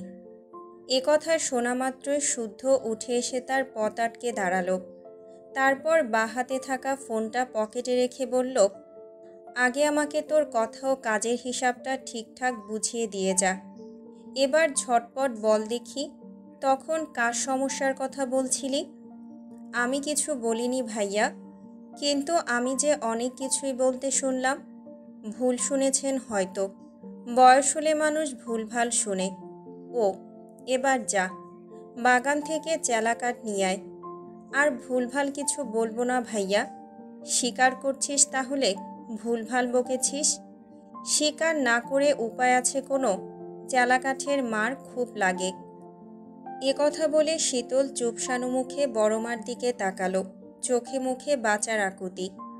শীতলকে জেরা করতে দেখে সিতারা চৌধুরী ছেলের বাহু ধরে নিজের দিকে ঘোরালেন। সুযোগ বুঝে ছেলের মাথায় পিঠে হাত বুলিয়ে স্নেহের সুরে বললেন, রোগের কাছে লজ্জা করতে নেই বাবা। এখন সব রোগের চিকিৎসা আছে। সন্তানের কাছে মা হচ্ছে সবচেয়ে কাছের বন্ধু, শুভাকাঙ্ক্ষী ও বিশ্বস্ত ছায়া। মায়ের কাছে কিসের লজ্জা? ডাক্তারের কাছে যা বাবা। সায়ন কই? ওকেও ধরে বেঁধে নিয়ে যা। মায়ের কথাগুলো মন দিয়ে শুনল শুদ্ধ। তবে কিছু বলার আগে সায়নের বাইকের শব্দ শুনে কথাখানা আপাতত চেপে গেল। রাতে বেরিয়ে সায়ন কেবলই বাসায় ফিরল, পরনে ঝকঝকে নতুন প্যান্ট ও টি শার্ট। কে বলবে এই ছেলে গতরাতে ভয়ানক কাণ্ড ঘটিয়েছে? সায়ন বাইকের চাবি আঙুলে নিয়ে ঘোরাতে ঘোরাতে বাড়িতে প্রবেশ করল। রান্নাঘরের সামনে সবাইকে দাঁড়িয়ে থাকতে দেখে ভ্রুকুচকে জিজ্ঞাসা করল, কি হয়েছে? সবাই ভাবে তাকিয়ে আছো কেন? আমাকে শান্তি দিবি না বলে ঠিক করেছিস তুই? আর কত টেনশনে রাখবি আমায়? মায়ের থমথমে মুখে তিক্ত কথা শুনে সায়নের ভ্রুজোড়া কুঁচকে এলো। সে একবার শুদ্ধের দিকে তাকালো, তারপর মায়ের মুখোমুখি দাঁড়িয়ে বলল, কি করেছি আমি? সকাল সকাল বকছো কেন আমায়? বকবো না তো কি করব? তোর সমস্যা আছে জানাসনি কেন আমাকে? সমস্যা? আমার আবার কিসের সমস্যা? সিতারা জবাব দিতে পারলেন না। হঠাৎ ওনার কথা আটকে গেল। মাকে থামতে দেখে শুদ্ধ ফিসলে হাসল। তারপর জবাব দিল, তোমার নাকি শারীরিক সমস্যা আছে, এজন্য বিয়ে করতে ভয় পাও। মা এটাই বলতে চাচ্ছে আর কি। হোয়াট? এ কথা কে বলেছে? কার থেকে এসব শুনেছ আম্মু? ভাইকে রাখতে দেখে কেন জানি শুদ্ধর বেশ মজা লাগলো। সে আর চোখে সিঁড়ির উপর তাকিয়ে এবারও জবাব দিল, শীতল বলেছে। সায়নসহ সবাই আশেপাশে তাকিয়ে শীতলকে পেল না। বড়দের কথার মাঝে পালিয়েছে সে। শীতলের নাম শুনে সায়নের ভ্রুজোড়া সমান হয়ে গেল। এগিয়ে এসে গ্লাসে পানি ঢেলে ঢকঢক করে খেয়ে হাতের উল্টো পিঠে মুখ মুছল। তারপর বলল, ওই পাগলের কথা শুনে তুমিও পাগল হলে আম্মু? ওসব কিছু না। সময় হোক আমি তোমাদের বিয়ের কথা জানাবো। যাই হোক, খাবার বাড়ো, আমি ফ্রেশ হয়ে আসছি। সত্যি সমস্যা নেই তোদের? যদি না থাকে বিয়েতে এত ভয় কিসের? সামনে ব্যস্ততা আরও বাড়বে, কখন বাড়ি ফিরি না ফিরি ঠিক ঠিকানা নেই। এখন বউ আনলে টিকবে না বউ। এর চেয়ে একটু সময় দাও, আর কিছুদিন পর জলজান্ত বৌমা এনে দেব। কথা বলে সায়ন সিমিনের দিকে তাকিয়ে বলল, ছোট আম্মু, তোমার না ডাক্তারের কাছে যাওয়ার কথা ছিল, গিয়েছিলে? না রে বাপ, আর একটু পরে বের হব। ওকে, আমি সিরিয়াল দিয়ে দিয়েছি, তুমি শুধু ডাক্তারের সহকারীকে আমার নাম বলবে, তাহলেই হবে। শুদ্ধ বাইরে যাবি? কাজ আছে নাকি কোনো? না। কেন? তাহলে ছোট আম্মুর সঙ্গে যা। ওকে। কথা বলে সায়ন হাত দিয়ে তার চুলে ব্যাক ব্রাশ করতে করতে সিঁড়ি বেয়ে উপরে চলে গেল। সিতারা চৌধুরী বুঝলেন ছেলেদের কোনো সমস্যা নেই। শীতলী বোধহয় বুঝতে ভুল করেছে, তবে এক পক্ষে খুব ভালো হয়েছে। ব্যাপারটা সবারই জানা থাকলো। এই নিয়ে কেউ কথা বাড়ালেন না, তবে স্বস্তির শ্বাস ছাড়লেন। শুদ্ধ আর দাঁড়ালো না, সিমিনকে রেডি হতে বলে নিজের রুমের দিকে পা বাড়ালো। কিছু বলবি? সায়নের কথা শুনে ধীর পায়ে পর্দার আড়াল থেকে বেরিয়ে এলো স্বর্ণ। একেবারে নিঃশব্দে এসেছে, তাও সায়ন তার উপস্থিতি বুঝে ফেলেছে। তাকে দেখে সায়ন শার্টের বোতাম খুলে ঘামে ভেজা শার্ট ছুড়ল কর্নারে রাখা বিনব্যাগের উপর। খালি গায়ে সিলিং ফ্যান বরাবর বসে পুনরায় জিজ্ঞাসা করল, কথা কানে যায় না? এক কথা কতবার জিজ্ঞাসা করব? স্বর্ণ নিরুত্তর থেকে নির্বিকার ভঙ্গিতে এসে দাঁড়ালো সায়নের মুখোমুখি, তবে মুখে কিছুই বলল না, শুধু তাকিয়েই রইল। সায়নও তাই। কিছুক্ষণ এভাবেই চোখে চোখে কথা বলে স্বর্ণ রুম থেকে বেরিয়ে যাওয়ার আগে পেছনে না ঘুরেই মুখ খুলল। ইনসান অঙ্কনের কাজিন, অঙ্কন রাজনীতিবিদের ছেলে। অঙ্কনকে না পেলে সন্দেহের তীর আপনার উপরে আসতে পারে, কাজেই সাবধান। সায়ন শুনল। তার ঠোঁটের কোণে অদ্ভুত হাসি। হাসতে হাসতে সে শরীর এলিয়ে দিল নরম বিছানায়। তারপর ঘূর্ণায়মান ফ্যানের দিকে তাকিয়ে শুধালো, গত রাতে আমার পিছু নিয়েছিলি কেন? দেখতে। দেখে কেমন লাগলো? রাজনীতি করলে রাজনীতিবিদের মাঝেও হিংস্রতা রাখা উচিত, নতুবা অন্যরা পিষে মারতে দুইবার ভাববে না। কাজেই মন্দ লাগেনি। ভয় লাগছে না আমাকে? না। কেন? অল্পতে যারা ভয় পায় তাদের জীবনে সফলতার প্রাপ্তি ধরা দেয় না। এসবের মধ্যে নিজেকে আর জড়াস না। তোর কিছু হলে নিজেকে ক্ষমা করতে পারবো না, এটা আগে ভাবা উচিত ছিল। নিজের হাতে খুন করতে শিখিয়ে এখন নীতিকথা অনর্থক নয় কি? আমিও পরিস্থিতি বুঝে কাজ করতে প্রস্তুত। বাড়ির সবাই জানলে কি হবে ভেবেছিস? পিছু ফেরার পথ বন্ধ, আর কিছুই করার নেই। কথা বলে স্বর্ণ যেভাবে এসেছিল সেভাবেই বেরিয়ে গেল। তাকে যেতে দেখে সায়ন হাসল, অদ্ভুত সেই হাসি। তারপর হাসতে হাসতেই বিড়বিড় করল, এই না হলে চৌধুরীদের রক্ত। প্রায় আধা ঘন্টা পর সিমিন আর শীতল রেডি হয়ে পার্কিং লটে এসে দাঁড়িয়েছে। সিমিন তখনকার ঘটনার জন্য শীতলকে এখনও বকছেন। শীতল মুখ গোমরা করে চুপ করে মায়ের বকুনি শুনছে। এখানে সত্যিই তার দোষ নেই, সে যা শুনেছে তাই বলেছে, একটা কথাও আগ বাড়িয়ে বলেনি। এসব নিয়ে শুদ্ধর ফ্রেন্ডরা নিজেরা হাসাহাসি করছিল। শুদ্ধর কাঁধে হাত রেখে কী সব বোঝাচ্ছিল। তাদের কথা শুনে শুদ্ধর সমস্যার কথা জেনে সবাইকে জানানোর কথা ভেবেছিল সে। তার কপাল খারাপ, নয়তো যখনই যা বলে শুদ্ধ ভাই শুনতে পায় কেন? বাসায় নেই জেনেই তো কথাটা তুলেছিল, কিন্তু কে জানতো কখন এসে ঘাপটি মেরে বসেছে সেই বিশুদ্ধ পুরুষ। আর কিছু বললেই মারতে হবে কেন? সুন্দর করে বুঝিয়ে বলা যায় না? মনে মনে এসব ভাবতে ভাবতে হঠাৎ কানে এলো, গাড়িতে বসো ছোট আম্মু। কথা বলে শুদ্ধ গাড়িতে উঠে ড্রাইভিং সিটে বসল। সিমিনও বসলেন। শীতল বিস্ময় নিয়ে শুদ্ধর দিকে তাকালো। এই লোক তাদের সঙ্গে যাবে নাকি? ওমা, এ কি সর্বনাশের কথা! তারা কি বিয়ে বাড়িতে যাচ্ছে যে সঙ্গে যেতে হবে? তারা যাচ্ছে ডাক্তারের কাছে, কারণ তার পিরিয়ডজনিত কিছু সমস্যা রয়েছে। শুদ্ধ গেলে সে ডাক্তারের সঙ্গে কথা বলতে পারবে না। তার সামনে বলবি বা কিভাবে তার সমস্যার কথা? ওদিকে তাকে গাড়িতে বসতে না দেখে শুদ্ধ হর্ন বাজালো। শীতল বলার মতো শব্দ না পেয়ে রাগে গজগজ করতে করতে শুদ্ধর পাশে গিয়ে বসল। গাড়ি চলতে লাগলো হাসপাতালের পথ ধরে। রাস্তায় কি নিয়ে যেন বড় মিছিল বের হয়েছে। দলে দলে ছেলেপুলেদের একটাই জয়ধ্বনি, বিচার চাই, বিচার চাই। সেই মিছিল পার হতে একটু সময় লাগলো।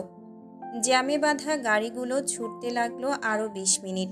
এক জায়গায় পানির পাইপ ফেটে পানি বের হয়ে রাস্তার দুই পাশে পানি জমে গেছে। রাস্তা পার হতে গিয়ে দুই একজন খিস্তি করে চলে যাচ্ছে। এসব নানান ঝামেলা শেষে অতঃপর হসপিটালে পৌঁছালো একটু দেরিতেই। কিন্তু রিসিপশনের কাছে যেতেই সিমিনের স্কুল ফ্রেন্ডকে কাঁদতে দেখে দাঁড়িয়ে গেলেন। একবার মেয়ের দিকে তাকিয়ে আবার শুদ্ধর দিকে তাকালেন। ওনাকে মুখে মুখে তাকাতে দেখেই শুদ্ধ বলল, কি হলো, চলো। উনি এবার আমতা আমতা করে বললেন, বাপ, তুই শীতলকে নিয়ে ডাক্তারের চেম্বারে যা, আমি আসছি। তুমি কোথায় যাচ্ছ? ওই যে বোরকা পরা মেয়েটা হাউমাউ করে কাঁদছে, ও আমার বান্ধবী, একসঙ্গে পড়েছি আমরা। ও কাঁদছে কেন দেখে আসছি। হসপিটালের ভেতরেই থাকবে, এক পা বাইরে যাওয়ার প্রয়োজন হলেও আমাকে কল দেবে। কথা বলে শুদ্ধ শীতলকে নিয়ে ডাক্তারের চেম্বারের সামনে দাঁড়াতেই শীতলের নাম ধরে ভেতরে ডাকল। আসতে অনেক দেরি করাতে তারাই শেষ পেশেন্ট। শীতল দাঁড়িয়ে দাঁড়িয়ে দাঁত দিয়ে নখ কাটছে। এবার কি হবে? এদিকে পুনরায় নাম ধরে ডাকলে শুদ্ধ ওকে যেতে বলে নিজেও যেতে নিলে শীতল হড়বড় করে বলল, না না, আপনাকে যেতে হবে না, আপনি এখানেই দাঁড়ান। কেন? আমি গেলে কি সমস্যা? আছে, অনেক সমস্যা আছে। কথা বলে শীতল একা একা ডাক্তারের রুমে ঢুকে বসল। ডাক্তার ওকে যা জিজ্ঞাসা করলো আমতা আমতা করে বলল। মহিলা ডাক্তার, তবুও সে থতমত খাচ্ছে দেখে ডাক্তার জিজ্ঞাসা করল, সঙ্গে কেউ এসেছে? হুম। শুদ্ধ। শীতল পুরো কথা শেষ করার আগেই সহকারী মেয়েটা হাঁক ছেড়ে বাইরে থাকা তার অভিভাবককে ডাকল। পাশের চেয়ারে কাউকে বসতে দেখে শীতল সিমিন ভেবে খুশি মনে তাকিয়ে হতবাক হয়ে গেল। আবারও শুদ্ধ ভাই, এই ছেলেটা অভিভাবক এবং এই মেয়ে এখনও অবিবাহিত দেখে ডাক্তার ধরে নিলেন এই ছেলেই তার ফিয়ন্সি। তাছাড়া এই মেয়ের হাতের অনামিকাতে জল করছে খুব সুন্দর স্বর্ণের আংটি। তাছাড়া মেয়েরা এই সমস্যায় আপন ভাইকে নিয়ে সচরাচর আসে না। তাই তিনি ধরে নিলেন পাশে বসা সুদর্শন ছেলেটা মেয়েটার হবু স্বামী কিংবা বয়ফ্রেন্ড। তাই রসিক মানুষ হিসেবে তিনি প্রেসক্রিপশন লিখতে লিখতে বললেন, মেডিসিন দিয়ে আমি আমার দায়িত্ব পালন করলাম, এবার আপনিও তাড়াতাড়ি বিয়েটা সেরে ফেলুন। ডাক্তারের কথা শুনে শুদ্ধর ভ্রু কুঁচকে গেল। তার বিয়ের সঙ্গে শীতলের রোগের কি সম্পর্ক? কী সব বলে এই ডাক্তার! তাকে ভ্রু কুঁচকে তাকাতে দেখে ডাক্তার এবারও নিজের মুখ খুললেন। অবিবাহিত মেয়েদের কিছু কিছু রোগের ট্রিটমেন্ট হচ্ছে বিয়ে। বিয়ের পর অনেক মেয়ের পিরিয়ডজনিত রোগের সমস্যাগুলো ক্লিয়ার হয়ে যায়। আমি কি বলতে চাচ্ছি আশা করি এবার বুঝতে পেরেছেন। আমি ওর কাজিন লাভ। ডাক্তারের কথা শুনে শুদ্ধ আর চোখে একবার শীতলের দিকে তাকালো। শীতল চোখ বড় বড় করে ডাক্তারের দিকে তাকিয়ে আছে। কি আশ্চর্য! এই ডাক্তার পাগল নাকি? না জেনে শুনে তখন থেকে ভুলভাল বকেই যাচ্ছে। পৃথিবীতে আর পুরুষ পেল না, বিশুদ্ধ পুরুষটাকেই তার হবু স্বামীর খেতাব দিয়ে দিল। অন্যায়, ঘোর অন্যায়। এই অন্যায় মুখ বুজে মেনে নেওয়া যায় না, সেও নেবে না, কখনো না, কিছুতেই না। তাই সে থমথমে মুখে জবাব দিল, উনি আমার আপন চাচাতো ভাই। না আমাদের প্রেম ছিল, না আছে, আর না ভবিষ্যতে কোনো দিন হবে। যদি পৃথিবীতে পুরুষ হিসেবে শুধু উনিই বেঁচে থাকে, তবু আমি ওনাকে বিয়ে করব না। হে হে, আমার বোনের মেয়েও এই কথাই বলতো। দেখতেই পারতো না তার চাচাতো ভাইকে, গালমন্দ করতেও বাদ রাখতো না। এখন সেই ছেলেরই বাচ্চার মাসে, হেসে খেলে সংসার করছে দুজন, কেউ কাউকে ছাড়া একদণ্ড থাকতে পারে না। তোমরাও তাই করবে, মিলিয়ে নিও। এবার কি বলবে ভেবে পেল না শীতল। এসব কি কোনো কথা? একসঙ্গে এক বাড়িতে বড় হয়েছে তারা, দিনরাত ঝগড়া করে, মারামারি করে। তাদের মিল অসম্ভব। মোদ্দা কথা, এই লোক আর যাই হোক ভালো বর হতেই পারবে না। সারাদিন খ্যাক খ্যাক করে, ধমকায়, মারে। যে পাগলি লোককে বিয়ে করবে করুক গিয়ে। সে এর মধ্যে ছিল না, ভবিষ্যতে থাকার প্রশ্নই আসে না। শীতল এসব ভেবে মনে মনে ডাক্তারের 14 গোষ্ঠী উদ্ধারে ব্যস্ত। তখন শুদ্ধ এক ভ্রু উঁচু করে বিরক্তি নিয়ে বলল, বাড়তি কথার প্রয়োজন দেখছি না। তাছাড়া বললি কি আমি তোকে বিয়ে করার জন্য মরে যাচ্ছি? তাই তো যাচ্ছ, নয়তো বলছো না কেন কিছু? কি বলবো? আমি কি তোর ডাক্তারকে সব বলতে শিখিয়ে দিয়েছি? উনিই তো যত সব ভুলভাল বকে যাচ্ছে। শুরুতেই ভুল শুধরে দিলে না কেন? সেই দায় আমার না। গলার সাউন্ড আসতে, নয়তো থাপড়ে গাল লাল করে দেব বেয়াদব। তাদের দুজনের ঝগড়া দেখে ডাক্তার নিজেই থতমত খেয়ে গেলেন। ধুর, বেশি বকার জন্য এমন হলো। পেশায় ডাক্তার হলেও উনি একটু বাচাল প্রকৃতির। পৃথিবীতে নানান রকমের মানুষের বসবাস। কেউ আছে হাসতে ভালোবাসে, কেউ খেতে ভালোবাসে, কেউ বা ঘুরতে, আর উনি কথা বলতে ভালোবাসে। এর আগেও আগ বাড়িয়ে কথা বলায় বিপাকে পড়েছিলেন, আজও তাই। তবে উনি সরি বললেন না, কারণ ওনার অন্ধমন এখনও চিৎকার করে বলছে এদের মাঝে কিছু একটা ঘটবে। কারণ প্রায়ই কাজিন লাভ স্টোরি শুরুআরম্ভ হয় ঝগড়া মারামারি দিয়ে। শুদ্ধর ধমক খেয়ে শীতলার একটা কথাও বলল না। মন মেজাজ বিগড়ে গেছে। এই পাগল ডাক্তার তার ফুরফুরে মেজাজকে নিজের হাতে খুন করেছে। তাই সে রাগে ফোঁস করে অন্যদিকে তাকিয়ে রইল। তখন ডাক্তার বেশ কিছু পরামর্শ দিয়ে প্রেসক্রিপশন এগিয়ে দিল। শুদ্ধ সেটাতে একবার নজর বুলিয়ে উঠে চেম্বার থেকে বেরিয়ে গেল। শীতলও পিছু পিছু গেল। আশেপাশে সিমিনকে না দেখে সিঁড়ি বেয়ে নিচে নামল দুজন। মুখে রানী কারো। রিসিপশন থেকে কয়েক হাত দূরে সিমিন একজন মহিলার পাশে বসে আছে। ছলো ছলো চোখে তাকিয়ে সান্ত্বনাবাণী ছড়াচ্ছেন। যেই মহিলা কাঁদছে ওনার বাবা মারা গেছে। লাশ নিয়ে যাওয়ার ব্যবস্থা হয়ে গেছে। একটু পর লাশ নিয়ে চলেও গেলেন ওনারা। শুদ্ধ হাসপাতালের সামনে থেকে সব মেডিসিনগুলো নিয়ে সিমিনের হাতে দিল। তারপর বাড়ির উদ্দেশ্যে বেরিয়ে পড়ল। ডাক্তার কি বলল না বলল শুদ্ধ থাকায় আপাতত কিছু জিজ্ঞাসা করল না সিমিন। তবে তাদের গাড়িটা কিছু দূর যেতেই শীতল গমগমে সুরে বলে উঠল, ক্ষুধা লেগেছে আমার। মেয়ের কথা শুনে পেছনের সিটে বসা সিমিন বললেন, বাড়িতে গিয়ে খাস, এই তো প্রায় চলে এসেছি। না, আমি এখনই কিছু খাবো। জেদ করে না মা, এমনিতেই অনেক দেরি হয়ে গেছে। তাছাড়া বাইরের খাবার বারণ না তোর, আর একটু ধৈর্য ধর, বাড়ি গিয়ে পেট পুড়ে খাস। না, আমি কাচ্চি খাবো মানে খাবই, তুমি গাড়ি থামাতে বলো। শীতলের কথা শুনে শুদ্ধ গাড়ি থামালো না। সে তার সুবিধা মতো হুইল ঘুরিয়ে যাচ্ছে। শীতল তো তাকে বলেনি, তাহলে সে কেন গাড়ি থামাবে? গাড়ি থামাচ্ছে না দেখে শীতল কটমট করে শুদ্ধর দিকে তাকিয়ে বলল, গাড়ি থামান শুদ্ধ ভাই, আমি নামব। পারবো না। কেন? জানি না। সবসময় এমন ভালো লাগে না কিন্তু আমারও। আম্মু কিছু বলছো না কেন? এবার কিন্তু রাগ হচ্ছে আমার। সিমিন কোনো জবাব দিলেন না, বরং তার কথা শুনে শুদ্ধ পুনরায় বাঁকাভাবে জবাব দিল, রাগ হলে রাগ কর, বারণ করেছে কে? বললাম তো কাচ্চি খাবো, বললাম তো খেতে হবে না। গাড়ি থামাবেন কি না? না। বড় আব্বুকে বলে কিন্তু। শুদ্ধ পকেট থেকে ফোন বের করে শীতলের দিকে এগিয়ে দিল, অর্থাৎ এই মুহূর্তে বলতে বলছে। শীতল ফোন ধরল না, কারণ কথা বলতে বলতেই কাচ্চি ঘর পার হয়ে গেছে। শীতল মনের দুঃখে জানালার দিকে তাকিয়ে রইল। ভেবেও নিল জীবনেও কাচ্চি খাওয়ার কথা কাউকে বলবে না, নিজের মাকেও না।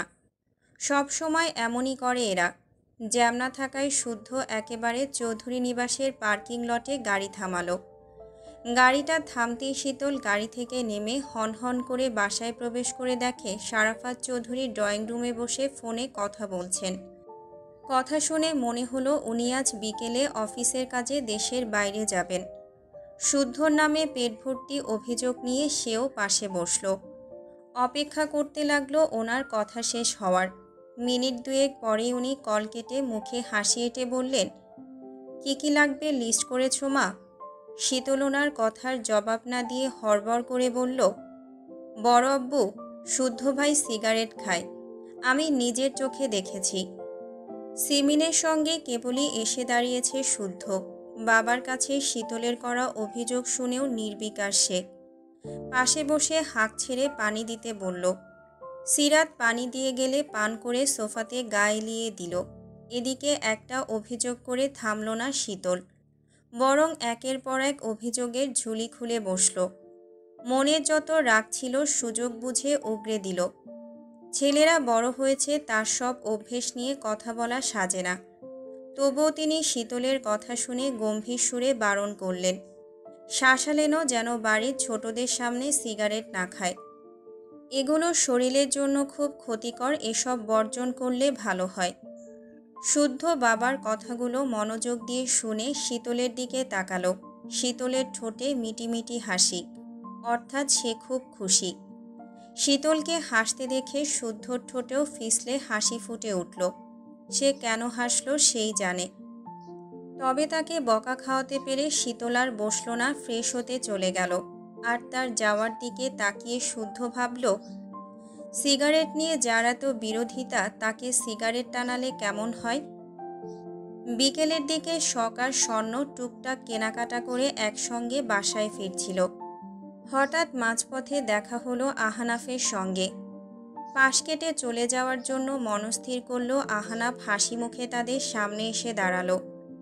হাসি মুখে কৌশল বিনিময় করল। চৌধুরী নিবাসে সবার কথা শুধালো। ওরাও ভদ্রতার খাতিরে জবাব দিল। আহনাফ আশপাশ দেখে মাথা চুলকে অকস্মাৎ বলে বসল, শখ, তোমাকে কিছু বলার ছিল। জি বলুন। না মানে? আহনাফ আমতা আমতা করে স্বর্ণের দিকে তাকালো। স্বর্ণ আর চোখে তাকালো শখের দিকে। আহনাফের মতিগতি দেখে সে সব বুঝে ফেলেছে। এই অবধি অনেক প্রস্তাব পেয়েছে, তাই তারও ধারণা আছে। তবে শখের কথা বলা তাকানো পূর্বের মতোই শান্ত ও স্থির। সে স্বাভাবিকভাবে চুপ করে দাঁড়িয়ে আছে। তার পরনে মিষ্টি কালার থ্রি পিস ও কালো হিজাব। হেঁটে আসায় নাকের ডগায় জমেছে বিন্দু বিন্দু ঘাম, তবে বেশ লাগছে, যেন মন মাতানো কোনো ফুল। আহনাফের চোখে মুখে মুগ্ধতা দেখে স্বর্ণ আবার বোনের দিকে তাকালো। ভাবল বোনের ইশারা পেলে সামনে হাঁটা শুরু করবে, কিন্তু শখ তাকে কোনো ইশারা না করে বলল, বলুন, আমি শুনছি। এদিকে হাতে খুব একটা সময় নেই। তাছাড়া চৌধুরী নিবাসের মেয়েদের দাঁড় করিয়ে রাখলে অনেকেই বিরক্ত করছে ভেবে তেড়ে আসতে পারে, তাই সেও ভাবল মনের কথা বলে দেবে। কিন্তু সে মুখ খোলার আগেই স্বর্ণ বলল, আপু, একটু দাঁড়াও, আমি আইসক্রিম নিয়ে আসি। এ কথা বলেই স্বর্ণ সামনের দোকানের দিকে এগিয়ে গেল। সুযোগ বুঝে আহনাফ মনে মনে স্বর্ণকে ধন্যবাদ দিয়ে অকপটে বলে ফেলল, এই যে হবু ডাক্তার, আমার মনের ডাক্তার হবেন। শখ সাথে সাথে কোনো জবাব দিল না, তবে তার চোখে মুখে অস্বস্তি ফুটে উঠেছে। তাছাড়া যতটুকু জানে এই মানুষটা তার বড় ভাই সায়নের চেনা কেউ। একদিন দেখা হয়েছে তাদের, খুব সামান্যই কথা হয়েছে, তাই তার এমন প্রস্তাব সহসা গ্রহণের কোনো প্রশ্নই আসে না। তবে কিছু না বলে চলে যাওয়া অভদ্রতা হয়ে যায়। কিন্তু কি বলবে বুঝে উঠতে পারল না। তার মনের কথা বোধহয় বুঝল আহনাফ, তাই সে বলল, প্রেম করার ইচ্ছে আমারও নেই, বউ বানাবো তোমায়। সায়ন ভাইয়াকে বিয়ের প্রস্তাব পাঠিয়েছে বাবা। আশা করছি পারিবারিকভাবে খুব তাড়াতাড়ি দেখা হবে আমাদের। শখ চুপ করে শুনল, তারপর অস্বস্তি থেকে বাঁচতে বলল, আসি তাহলে। একথা বলে কিছু বলার সুযোগ না দিয়ে হাঁটা ধরল। দোকানে খুব ভিড় থাকায় সেও এগিয়ে গিয়ে দাঁড়ালো স্বর্ণের পাশে। স্বর্ণের রাগান্বিত মুখোশটি দেখে কিছু বলার আগে নজরে গেল পাশে দাঁড়ানো সেদিনের সেই পুলিশের দিকে। নামটা বোধহয় ইনসান। সিভিল ড্রেসে থাকলেও চিনতে অসুবিধা হলো না। তবে স্বর্ণ রেগে থাকার কারণ বুঝল না সে। দোকানে ভিড় দেখে আহানা পাশের দোকান থেকে আইসক্রিম কিনে দোকানের সামনে এসে স্বর্ণের নাম ধরে ডাকল। তারা তাকালে ইশারা করে তাদের বেরিয়ে আসতে বলল। দুই বোন চোখাচোখি করে বেরিয়ে এলে আহানাব স্বর্ণের হাতে অনেকগুলো আইসক্রিম ধরিয়ে দিয়ে বলল, বড় ভাইয়া হিসেবে দিলাম, না করলেও শুনছি না। স্বর্ণের মুখভঙ্গি এখনও স্বাভাবিক। সে বোনের দিকে একবার তাকিয়ে মুখ টিপে হেসে বলল, ঘুষ দিচ্ছেন দেন, না করছি না, তবে ঘুষের বিনিময়ে বোন চাইলে কিন্তু দেব না। কথা শুনে আহানাব হেসে ফেলল। হাসার দরুন গালে চমৎকারভাবে দুটো টোল পড়ল। শখ দেখল কিনা বোঝা গেল না, কারণ সে অন্যদিকে তাকিয়ে আছে। স্বর্ণ মজা করছে দেখে আহানাবও হাসতে হাসতে বলল, তাহলে কি দিলে বোন দেবে শুনি? লেনা দেনাতে কাজ হবে না, আমার বোনকে পেতে হলে পরীক্ষা দিতে হবে। পরীক্ষা দিতে দিতে যানজীবন কয়লা হয়ে গেল, এখন বউ পেতেও পরীক্ষা দিতে হবে? তা তো হবেই। আমার বোনকে তো যার তার হাতে তুলে দিতে পারি না। তা তো অবশ্যই। তা বলুন ম্যাম, কি পরীক্ষা দিতে হবে? সময় হলে জানিয়ে দেব, আজ আসি। কথা বলে স্বর্ণ শখের হাতটা ধরে হাঁটা ধরল। আর 2 মিনিট হাঁটলেই চৌধুরী নিবাস, তাই আর রিকশা নিল না তারা। তবে তাদের যাওয়ার দিকে তাকিয়ে রইল 2 জোড়া চোখ। একজনের চোখে মুগ্ধতা, অন্যজনের চোখে হিংস্রতা। দুপুরের দিকে হাসপাতাল থেকে ফিরে রুম থেকে বের হয়নি শুদ্ধ। এত ডেকেও সারা তো দূর, দুপুরের খাবারটাও খায়নি অবধি। হয়তো কোনো কাজে ব্যস্ত। সে বাড়ি এলে মাঝে মাঝেই এমনটা করে। বন্ধ রুমে কী করে একমাত্র সেই জানে। তার রুমের সঙ্গে লাগোয়া আরেকটা বড়সড় রুম রয়েছে। সেটা রুম না, ঠিক ল্যাব বলা যায় না। যেহেতু সে একজন সায়েন্টিস্ট, তার কাজ গবেষণা করা, মেধা ও শ্রম কাজে লাগিয়ে নিত্য নতুন জিনিস আবিষ্কার করা। ছেলের কথা চিন্তা করে শারাফাত চৌধুরী নিজে থেকে এটা বানিয়ে দিয়েছেন।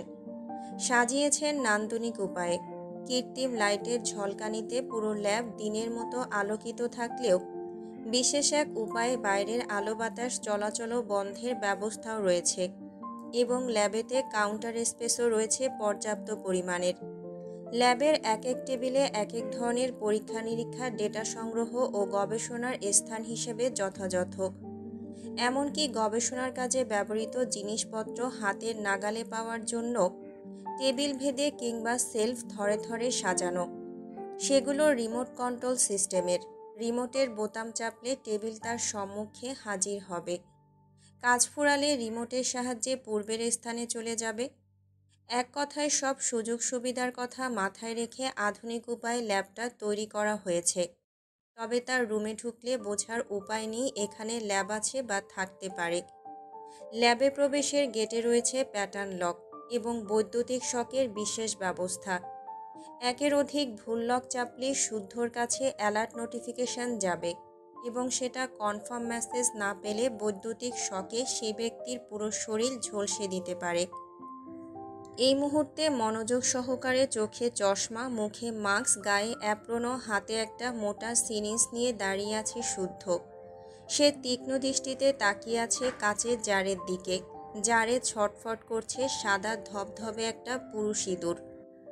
মেডিসিন ট্রায়ালের জন্য ইঁদুরকেই আগে বেছে নেয় সে, কারণ জেনেটিক, জৈবিক ও আচরণগত দিক থেকে ইঁদুরের 90% জিন আশ্চর্যজনকভাবে মানুষের সাথে মিলে যায়।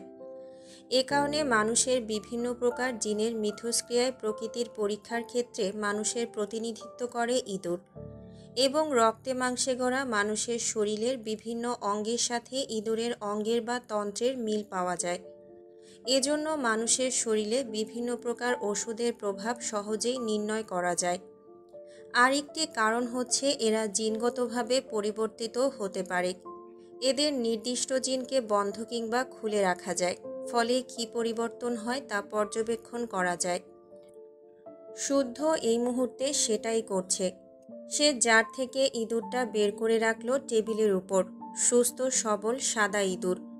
মুখ তুলে তাকাতেই যেন দেখছে। এক হাতে চেপে ধরে না রাখলে এতক্ষণে ছুট লাগাতো। প্রাণ বাঁচাতে গিয়ে লুকাতো ল্যাবের কোনায় কোনায়। শুদ্ধ ইঁদুরটাকে শক্ত করে চেপে ধরে সিরিঞ্জের মেডিসিনটুকু ধীরে ধীরে পুশ করল ইঁদুরের শরীরে। নরম গায়ে সূচ ফোটাতেই ইঁদুরটা ছটফটিয়ে উঠল, কিন্তু ছাড়া না পেয়ে শান্ত হতে পারল না। নিজের মতো করে ছটফট করতেই থাকল। এইটুকু তার শরীর, কতটুকুই বা শক্তি। অতঃপর কাজ হয়ে গেলে স্বচ্ছ কাচের জারে পুনরায় ইঁদুরটা রেখে জারের মুখটা বন্ধ করে দিল, যাতে কোনোভাবেই পালাতে না পারে। এরপর বাজ পাখির ন্যায় শিকারী দৃষ্টিতে লক্ষ্য করতে লাগলো ইঁদুরের গতিবিধি। ইঁদুরটা থম মেরে বসে আছে। মেডিসিন হয়তো কাজ শুরু করেছে। সে ইঁদুরটার দিকে খেয়াল রেখে কয়েকটা কাচের তৈরি গোলাকার টেস্ট টিউব নল নিল। অদূরে রাখা কাচের জগের মতো বিকারটিও রাখল হাতের কাছে। আয়তন হিসেবে 2550 মিলিলিটারের দুটো বুলেট নিয়ে পানি দিয়ে ধুয়ে আগে স্টপ কর্ক চেক করে। সব ঠিকঠাক দেখে সেটাও রাখল হাতের নাগালে। তারপর ছোট বড় থরে থরে সাজানো কাচের তৈরি ক্লিনিক্যাল ফ্লাক্সে থাকা সবুজ রঙা তরল পিপেটের সাহায্যে টেস্ট টিউবে রাখল। এসব করতে করতে হঠাৎ খেয়াল করল ইঁদুরটা এখনও পূর্বের মতোই স্থির আছে। গায়ে লিয়ে পড়েনি, অর্থাৎ এখনও সুস্থ আছে। কতক্ষণ থাকে এখন সেটাই দেখার বিষয়। যদি ইঁদুরটা সুস্থ থাকে এবং তার মধ্যে পরিবর্তন দেখা দেয়, তাহলে ধরা যায় কষ্ট সার্থক। সে আপাতত দৃষ্টি সরিয়ে নোটে চোখ বুলালো। তারপর অসম্পূর্ণ কাজ সম্পূর্ণ করতে ক্লিনিক্যাল ফ্লাক্সের সবুজ তরলের দিকে মনোনিবেশ করল। বিকেল পেরিয়ে এখন সন্ধ্যা 7টা। ধরণীর বুকে গাঢ় অন্ধকার।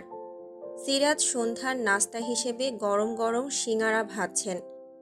গরম সিঙাড়ার কথা শুনে ড্রয়িং রুম থেকে ছুটে এসেছে শীতল। মুখ ভর্তি হাসি নিয়ে অপেক্ষা করছে কখন গরম তেল থেকে সিঙাড়া তুলে প্লেটে রাখা হবে, আর সে আগে ভাগে নিজের ভাগটা বুঝে নেবে।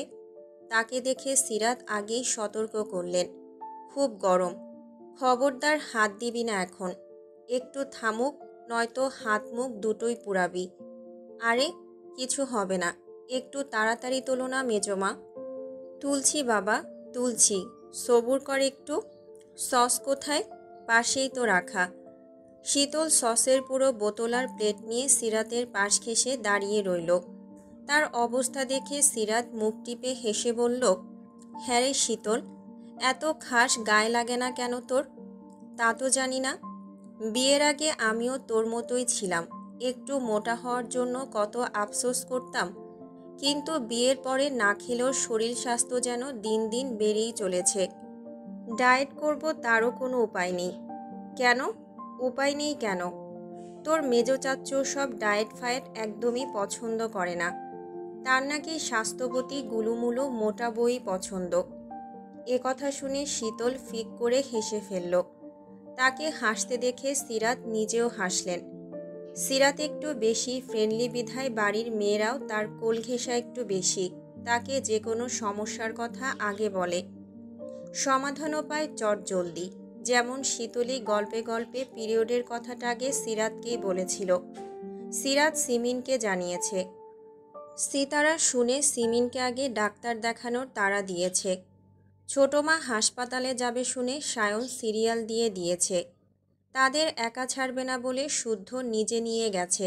বাইরে থেকে এসে যা এবং ছেলেমেয়ে দুটো খাবে বলে তাড়াহুড়ো করে রান্না সেরেছে সিতারা ও সিরাত।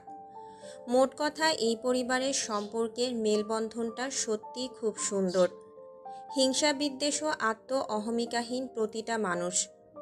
ডুবো তেলে সিঙাড়া ভাজা হয়ে গেলে শীতল প্লেট এগিয়ে দিতেই সিরাত তাকিয়ে আগে তুলে দিল। শীতল পা ঝুলিয়ে কিচেন ক্যাবিনেটের উপর বসল।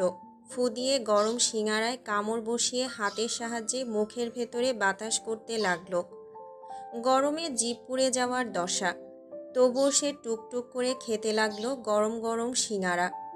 সিমিন কেবলই শাহাদাত চৌধুরীর সঙ্গে ফোনে কথা বলে রান্নাঘরে এসে দাঁড়িয়েছেন। সিরাতকে কিছু বলতে গিয়ে মেয়ের কাণ্ড দেখে কথা ভুলে ড্যাব ড্যাব করে তাকিয়ে রইলেন। মনে মনে নিজের উপর বিরক্ত হলেন। কিছুক্ষণ দাঁড়িয়েও কি বলতে এসেছিলেন মনে করতে না পেরে শীতলের উদ্দেশ্যে বললেন, সায়ন শুদ্ধ শখ, স্বর্ণের আগে এটাকে বিয়ে দিয়ে বিদায় করব আমি। কথা বলে উনি পানির জগ নিয়ে চলে গেলেন। নিজের রাগ তো আর নিজের উপর দেখানো যায় না, তাই শীতলের উপর রাগটা দেখালেন। কিছু না করেও দোষ পেতে পেতে শীতলেরও খুব একটা গায়ে লাগে না, তাই সিমিন চলে গেলে সে মুখ ভর্তি হেসে বিড়বিড় করে জবাব দিল, তাহলে ভালোই হবে, কষ্ট করে গরম সিঙাড়া ফুদিয়ে খেতে হবে না, বর চিবিয়ে দেবে, আমি শুধু গিলব। তার কথা শুনে সিরাত হাসতে হাসতে চেঁচিয়ে বলতে গেলেন, এই মেয়ে বলে কি শোনো। সিরাত তার পুরো কথা শেষ করতে পারল না।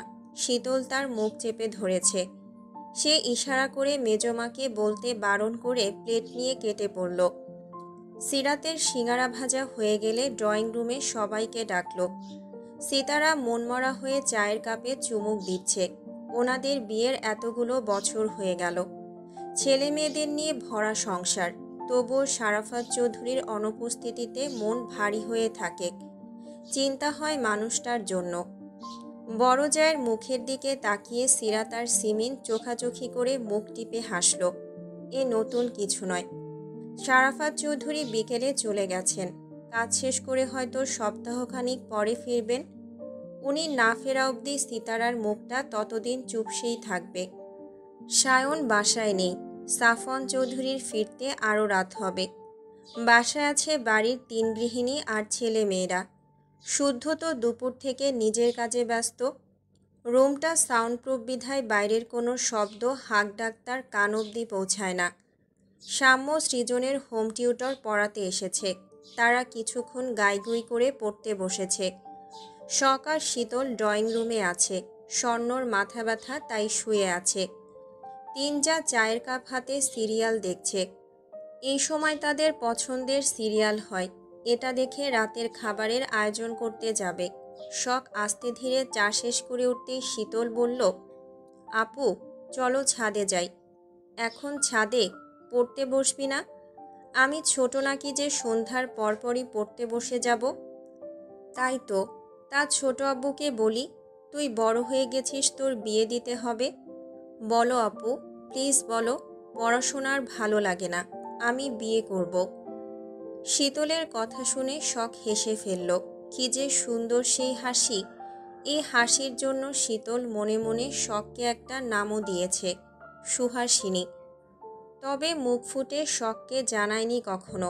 যদি বোনের নামটা পছন্দ না হয়, এজন্যই জানায়নি। শীতল পুনরায় ছাদে যাওয়ার কথা বললে শখ জানালো তার পড়া বাকি আছে। কালকে একটা পরীক্ষা আছে।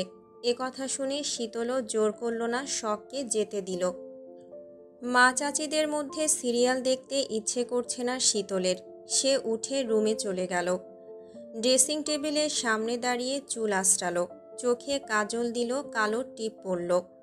ঠোঁটে লিপ বাম দিয়ে আয়নার দিকে তাকিয়ে মিষ্টি করে হাসল।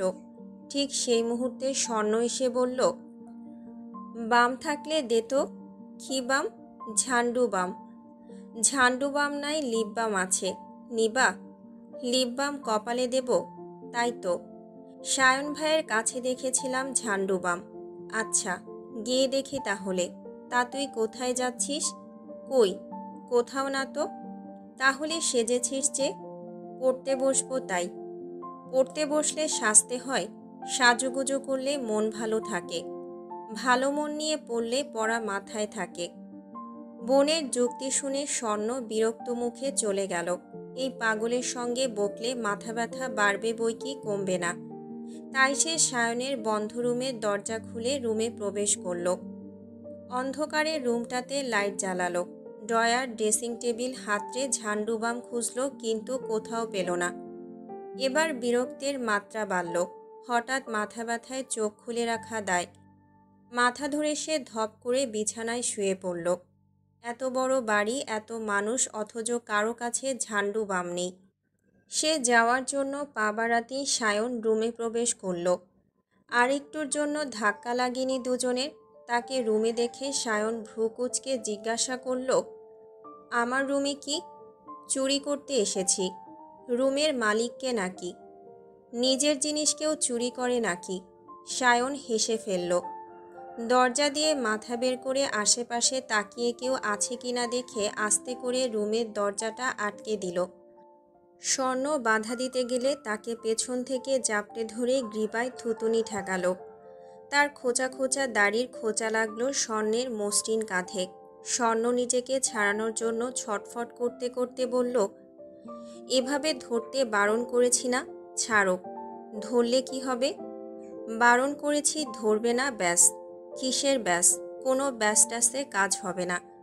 যখন ইচ্ছে হবে তখনই ধরব, পারলে আটকাস। শুনলাম ফেরার পথে ইনসানের সঙ্গে কথা বলেছিস। কি বলেছে তোকে? অঙ্কনের কিছু করলে তোমাকে দেখে নেবে। শুধু দেখবে, তাতেই খুশি সে? দেখবে, ধরবে, নাড়বে, না হলে কি ফিল পাবে? সায়নের ডাবল মিনিংয়ের কথা শুনে স্বর্ণের ছটফটানি বেড়ে গেল। নখ বসালো সায়নের হাতে। তবে সায়ন শব্দহীনভাবে হাসছে, কারণ গালি কিংবা ডাবল মিনিংয়ে বলা কথা স্বর্ণ পছন্দ করে না, খুব চটে যায়। সায়ন তাকে রাগাতে সেই কাজই বেশি করে। সায়নের শক্তপোক্ত বাহুডোর থেকে নিজেকে ছাড়াতে না পেরে স্বর্ণ বলল, ঝান্ডু বাম থাকলে দাও। দিতে পারি, তাহলে লিপ কিস করতে দে। দিতে পারি যদি বৈধ সম্পর্কে দলিল না মানতে পারো। বিয়ের কথা বলছিস? চল এখনই বিয়ে করি। চুরি করে? আপাতত চুরি করে করি। না, বাসায় জানাও। যতদিন না কেউ রাজি হবে ততদিন দূরে থাকো। তুই খুব পাষাণ নিষ্ঠুর, সেটা কি জানিস? জানি। অথচ পাথুরে মনের এই মেয়েটাকে আমি খুব ভালোবাসি। বউ করার স্বপ্ন দেখি। এ কথা নিশ্চয়ই জানিস। না, তাও জানি না। কেন জানিস না? কারণ ঘটা করে জানাওনি কখনো, তাই। তাহলে ঘুরে ফিরে আমারই দোষ? ঠিক আছে, মেনে নিলাম। একদিন ঘটা করেই না হয় জানাবো। এ কথা বলে সায়ন স্বর্ণকে আরও শক্ত করে জড়িয়ে ধরল। তারপর তার গালে গলায় আদর রেখে ছেড়ে দিল। বালিশের নিচ থেকে ঝান্ডু বাম বের করে স্বর্ণের হাতে দিতেই স্বর্ণ দ্রুত পায়ে বেরিয়ে গেল। তবে যাওয়ার আগে বলে গেল, সিদ্দিকের অফিস থেকে ইমেল এসেছে, চেক করো। সারাদিন ল্যাবে কাজ করে শুদ্ধ রুমে এলো। সময় নিয়ে শাওয়ার নিল। তারপর ফুল কালো ড্রেস আপে রেডি হয়ে বাইকের হেলমেটটা নিয়ে বের হতেই শীতলের মুখোমুখি পড়ল। শীতলও এটো প্লেট নিয়ে বের হচ্ছিল। এত রাতে কি খেয়ে বেড়াচ্ছে কে জানে। শুদ্ধকে এত রাতে এভাবে দেখে শীতল মিষ্টি করে হাসল। শুদ্ধর পোশাক দেখে বুঝে গেছে যে শুদ্ধ এখন বাইক নিয়ে লং ড্রাইভে যাবে। দীর্ঘ সময় কাজ করে মাইন্ড ফ্রেশ করতে প্রায় মাঝরাতে ড্রাইভে বের হয়, কারণ রাতে ঘোরার মজাই আলাদা। শীতলকে অহেতুক হাসতে দেখে শুদ্ধ এক ভ্রু উঁচু করে তাকালো। শীতল তখন ঠোঁটে হাসি এঁটে বলল, লং ড্রাইভে যাচ্ছেন বুঝি? কেন? গেলে তোর বড় আব্বুকে নালিশ জানাবি? না, তা না। তাহলে? বলছি যে আমি এতক্ষণ ধরে পড়ছিলাম, আমারও মাইন্ড ফ্রেশ করা দরকার। আমিও আপনার সঙ্গে যাই। যাবি বলছিস? নিয়ে গেলে খুশি হবি? যা, রেডি হয়ে আয়। এ কথা শুনে শীতল খুশি মনে দৌড়ে রুমে চলে গেল। তাকে যেতে দেখে শুদ্ধ হেলমেটের উপর আঙুলের সাহায্যে তবলার মতো করে বাজাতে বাজাতে বিড়বিড় করে বলল, আমার নামে নালিশ না, চল একবার। বিপদের চৌরাস্তা থেকে যদি ঘুরিয়ে না আনি তো আমার নামও শুদ্ধ নয়। এ কথা বলে শুদ্ধ ঠোঁটে বাঁকা হাসি এঁটে ধীরে সুস্থে সিঁড়ি বেয়ে নামল। সারা বাড়ি স্তব্ধ, হয়তো গভীর ঘুমে মগ্ন বাড়ির প্রতিটা সদস্য। ড্রয়িং রুম জ্বলজ্বল করছে কৃত্রিম আলোর ঝলকানিতে। গা ঝকঝকে আসবাবও চোখ কাটছে খুব সহজে। রাত বিরাতে ছেলেমেয়েরা কখন পানি খেতে আসে বলা যায় না। অন্ধকারে যাতে ভয় না পায় তাই লাইটটা সারা রাত জ্বালানোই থাকে। তাছাড়া শখ একবার আধারে পড়ে গিয়েছিল। তারপর থেকে শারাফাত চৌধুরীর আদেশে কেউ লাইট অফ করে না। এত রাতে কারো দেখা পাবে না জেনেই মূলত বাইরে যাওয়ার জন্য বের হয়েছিল শুদ্ধ। ইচ্ছে ছিল নতুন ল্যাবটা ঘুরে আসার, সেখানকার কাজকর্ম কতদূর এগোলো দেখা দরকার, কিন্তু আজ আর যাওয়া হবে না বোধহয়। কারণ যাওয়ার আগে দেখা মিলল ব্যাঙাচির সঙ্গে। সে কি আর জানতো ব্যাঙাচি দিনের মতো মধ্যরাতেও টই টই করে ঘুরছে, একা একা প্লেট হাতে করে কী সব খেয়ে বেড়াচ্ছে। তাকে নিয়ে তো আর ল্যাবে যাওয়া যায় না, যদি নিয়ে যায় প্রশ্ন করতে করতে আধমরা করে ফেলবে। আধমরা হলেও ছাড় দেবে বলে মনে হয় না, বরং পাশে বসে ঘ্যান ঘ্যান করবে। এই শুদ্ধ ভাই আধমরা কেন হলেন? এক্কেবারে শহীদ হলেও তো পারতেন। শীতল একটু ঘাটতারা, একথা তারও অজানা নয়। তার দাদি যেন এমনটাই ছিল, শীতল চেহারাও পেয়েছে দাদির মতোই।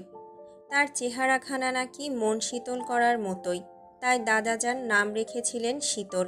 তবে তার ভাষ্যমতে এটা মস্ত বড় ভুল করেছেন দাদাজান, কারণ স্বভাব ও চালচলন অনুযায়ী তার নাম রাখা উচিত ছিল মাথামোটা ব্যাঙাচি।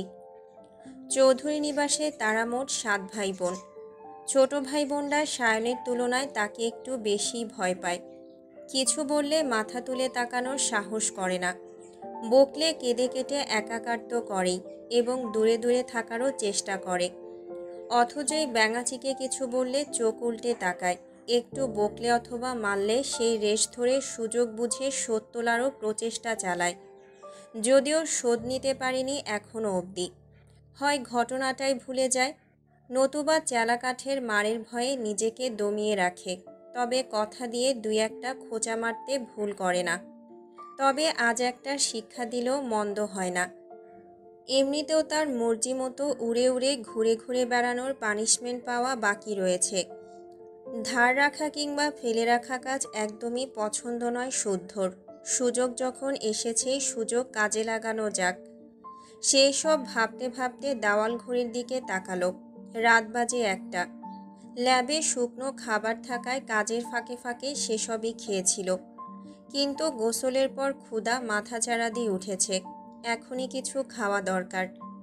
এসব ভেবে হাতের হেলমেট চৌক আকৃতির কাচের সেন্টার টেবিলের উপর রাখল। ধীর পায়ে এগিয়ে গেল কিচেনের দিকে। ফ্রিজ খুলে দেখলো পছন্দসই কিছু আছে কিনা। গরুর মাংস আর ভাত দেখে সেটাই বের করলো। তারপর ওভেনে গরম করে খাবার প্লেটে বেড়ে নিয়ে নিঃশব্দে চেয়ার টেনে খেতে বসলো। প্রথম লোকমা মুখে পুরে বসলো এই রান্নাটা তার মা সিতারা বেগম করেছেন। ওনার হাতের রান্নার ঘ্রাণই বলে দেয় খাবারের স্বাদ। সে খেতে খেতে একবার সিঁড়ির দিকে তাকালো। শীতলের আসার কোনো নামই নেই। গাধীটা সাজতে বসলো নাকি কে জানে। ধীরে সুস্থে খেয়ে এঁটো প্লেট ধুতে ধুতে ভাবল 5 মিনিটের মধ্যে শীতল না এলে চলে যাবে। অযথা সময় অপচয় করা তার স্বভাবে নেই। সে সত্যি সত্যি ঘড়ি ধরে অপেক্ষা করল। 5 মিনিট পুরো হতে যখন মাত্র 1.5 মিনিট বাকি, তখনই শীতল এলো। পরনে শুদ্ধর মতোই ব্ল্যাক জিন্স জ্যাকেট, চুলগুলো পনিটেল করা, গোলাপি ঠোঁটে মিষ্টি হাসি আঁটা। ওর পোশাকের ধরনে মনে হচ্ছে শুদ্ধকে কপি করেছে। শুদ্ধ তার আপাদমস্তক দেখে ধমকে ওঠার আগেই শীতল বলল, শুদ্ধর ড্রাইভিং পার্টনার শুদ্ধর মতো না হলে চলে? কত বড় স্পর্ধা! তার সামনে দাঁড়িয়ে তার নাম ধরে কথা বলছে। না, এ শিক্ষা পাওয়া ফরজ হয়ে গেছে। শুদ্ধ মুখে কিছু বলল না, শুধু তাকিয়েই রইল। মুখভঙ্গি দেখে বোঝার উপায় নেই তার মনে কি চলছে। শীতলের খুশির কোনো অন্ত নেই। রাতের বেলা বাইকে করে ঘোরার আনন্দে ভুলে বসেছে বলির পাঁঠাকেও বলির আগে সেবা যত্ন করা হয়। তারপর এক কোপে, যদিও শুদ্ধ তাকে বলি দিতে পারবে না, তবে আধমরা করাই যায়। শুদ্ধ বকছে না দেখে সে আরেকটু সাহস পেল। দাঁত বের করে হেসে হাতের হেলমেট দেখিয়ে বলল, মাথায় হেলমেট থাকবে কেউ চিনবে না, চলো যাই, চেঞ্জ করে আয়। শান্ত কণ্ঠে কঠোর আদেশ। তবুও শীতল দমল না, বরং জেদ দেখিয়ে বলল, না। তাহলে রুমে যা। সেম সেম হলে কি হয়? শুদ্ধ কোনো জবাব দিল না, তবে ওয়ার্নিং ছাড়া 10 থেকে উল্টো করে গুনতে শুরু করলো। অর্থাৎ 10-এর মধ্যে যেতে হবে, নয়তো তার যাওয়া ক্যান্সেল। অগত্যা শীতল বাধ্য হয়ে রুমে গেল।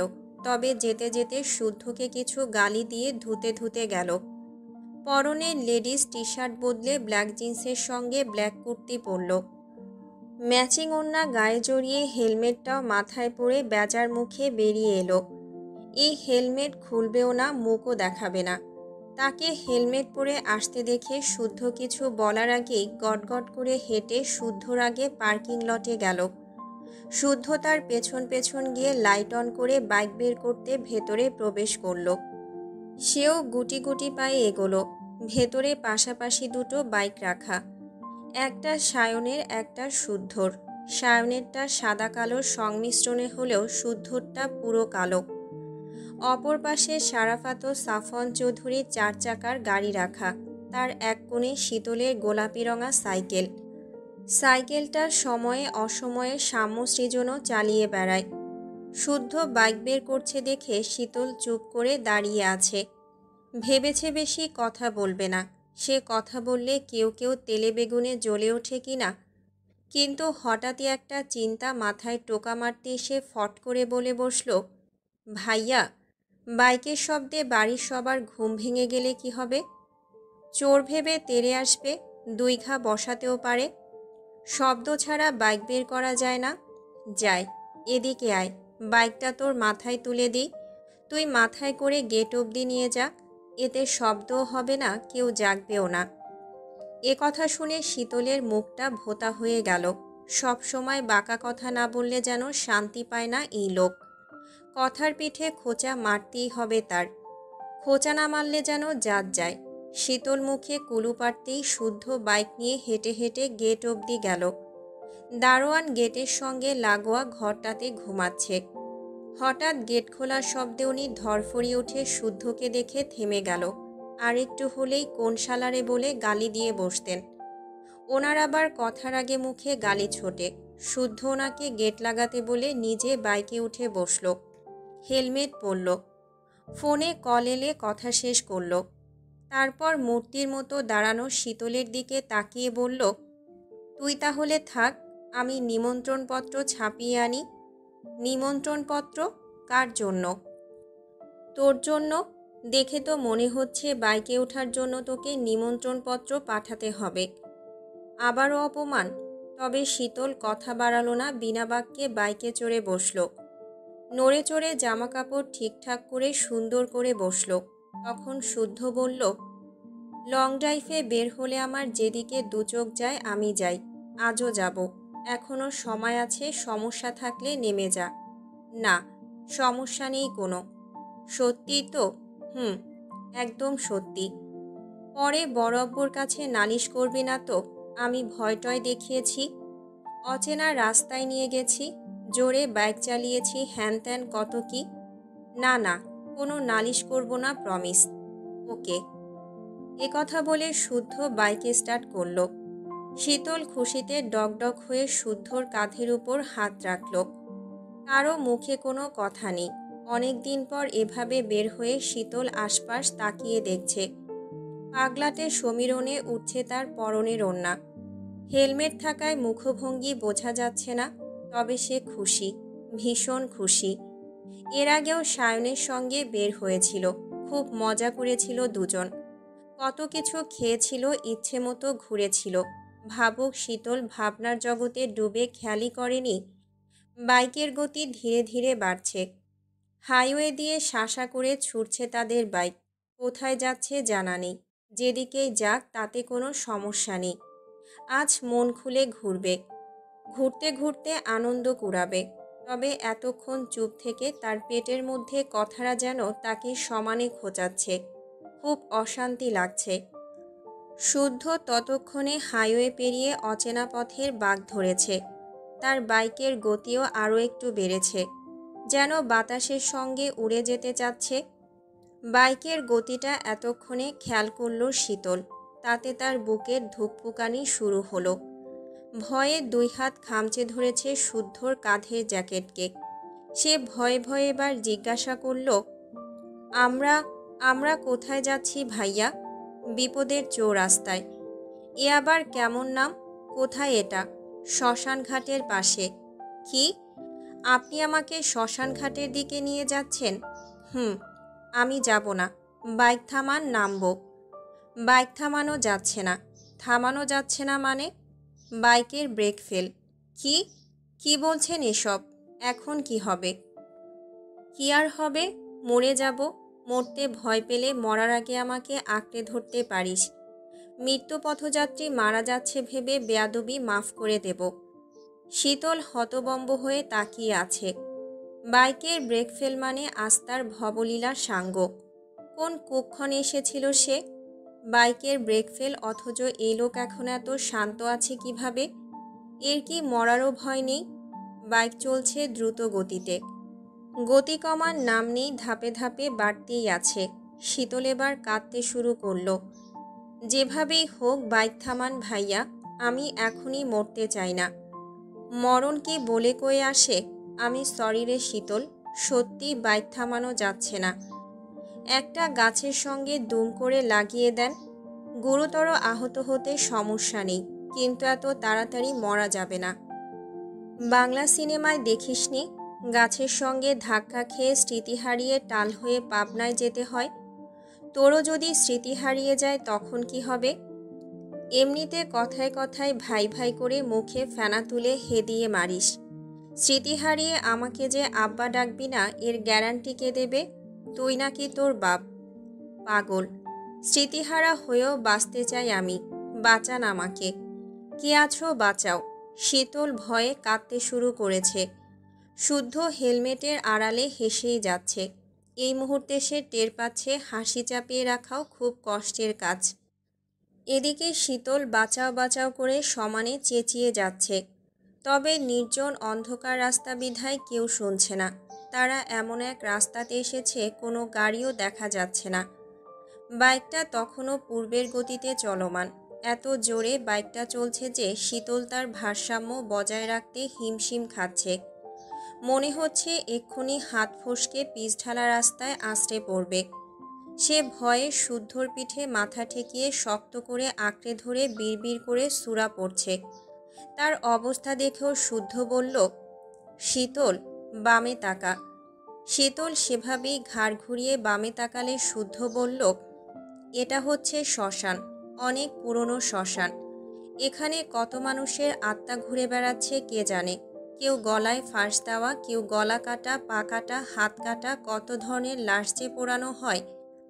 এর আগেও শুনেছিলাম সিংহরাশির এক পথিক এই পথ দিয়ে যাওয়ার সময় তার গায়ে ফাঁসির আত্মা ভর করেছিল। পরে সেই আত্মা নাকি পথিককে জ্যান্ত অবস্থাতেই জ্বলন্ত চিতায় দাঁড় করিয়ে পুড়িয়ে মেরেছিল। একে তো ঘুটঘুটে অন্ধকার চারিপাশ, একদম লোকশূন্য এলাকা। শ্মশান শুনে গা ভার হয়ে আসছে। শীতল আরেকটু শক্ত করে শুদ্ধর জ্যাকেটটা খামচে ধরে চোখ জোড়া বন্ধ করে নিল।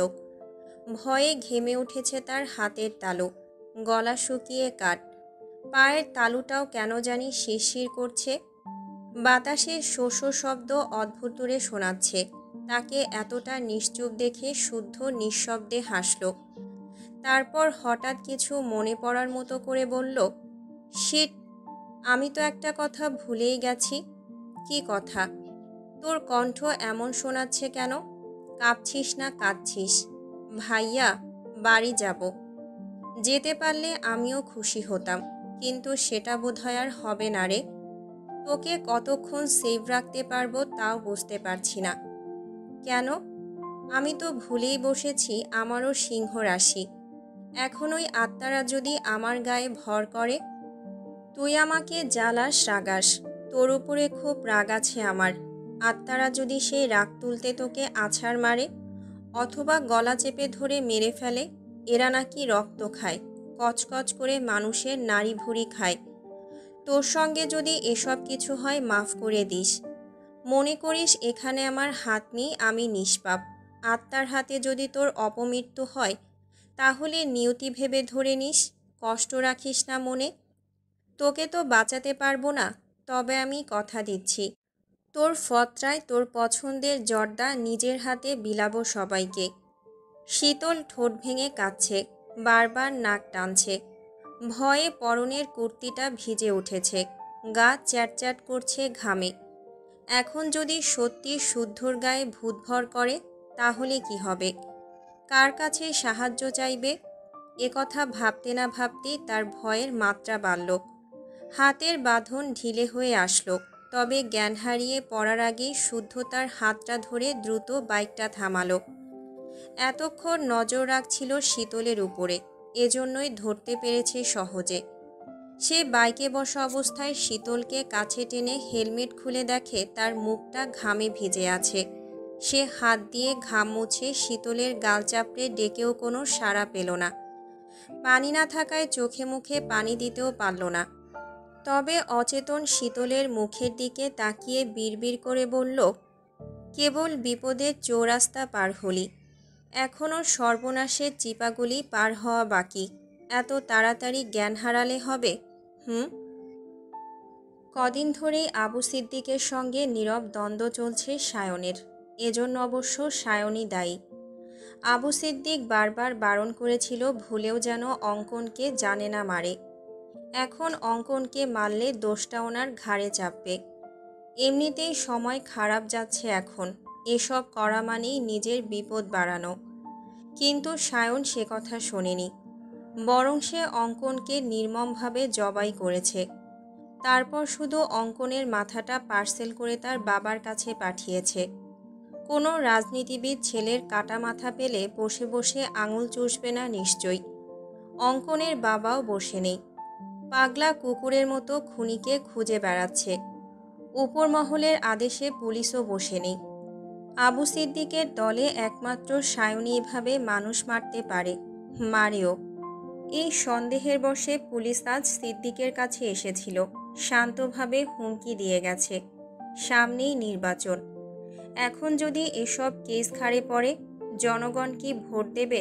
ভোটের আগেই তো জনগণ আঙুল তোলা শুরু করবে। সায়নের এমন বাড়াবাড়িতে ভীষণ চটে আছে আবু সিদ্দিক। উনি এসব নিয়ে কথা বলতে সায়নকে ইমেল করেছে। স্বর্ণের কথায় ইমেল চেক করে সায়ন পার্টি অফিসে এসেছে। পায়ের উপর পা তুলে বসেছে ঠিক আবু সিদ্দিকের মুখোমুখি। পাশে দাঁড়িয়ে আছে কনক। সায়ন যদি আবু সিদ্দিকের ডান হাত হয় তো কনক বাম হাত। তবে অজ্ঞাত কারণে কনক সায়নকে সহ্য করতে পারে না, কারণ সায়নের থেকে সে বেশি দিন আবু সিদ্দিকের সঙ্গে আছে। অথচ সিদ্দিক তার কাজে মত নেওয়া তো দূর, কিছু শেয়ারও করে না। এর আগে সায়নের ভুল ধরে বারবার সিদ্দিকের কান পড়া দেয় কনক, কিছুক্ষণ আগেও দিয়েছে। সিদ্দিক চেয়ারে বসে জ্বলন্ত সিগারেটের দিকে তাকিয়ে আছে। সায়ন বসে বসে কাঁচা ছোলা খাচ্ছে, খোসা রাখছে চকচকে টেবিলের উপর। তার এহেন কাজে সিদ্দিক ঠান্ডা স্বরে বলল, কিছুদিনের জন্য গা ঢাকা দে সায়ন। কার বাল ছিঁড়তে? কারুরই না। আপাতত নিজের বাল বাঁচাতেই গা ঢাকা দে, নয়তো তোর পুলিশ বাপ এসে তোর বাল উপড়ে নিয়ে যাবে।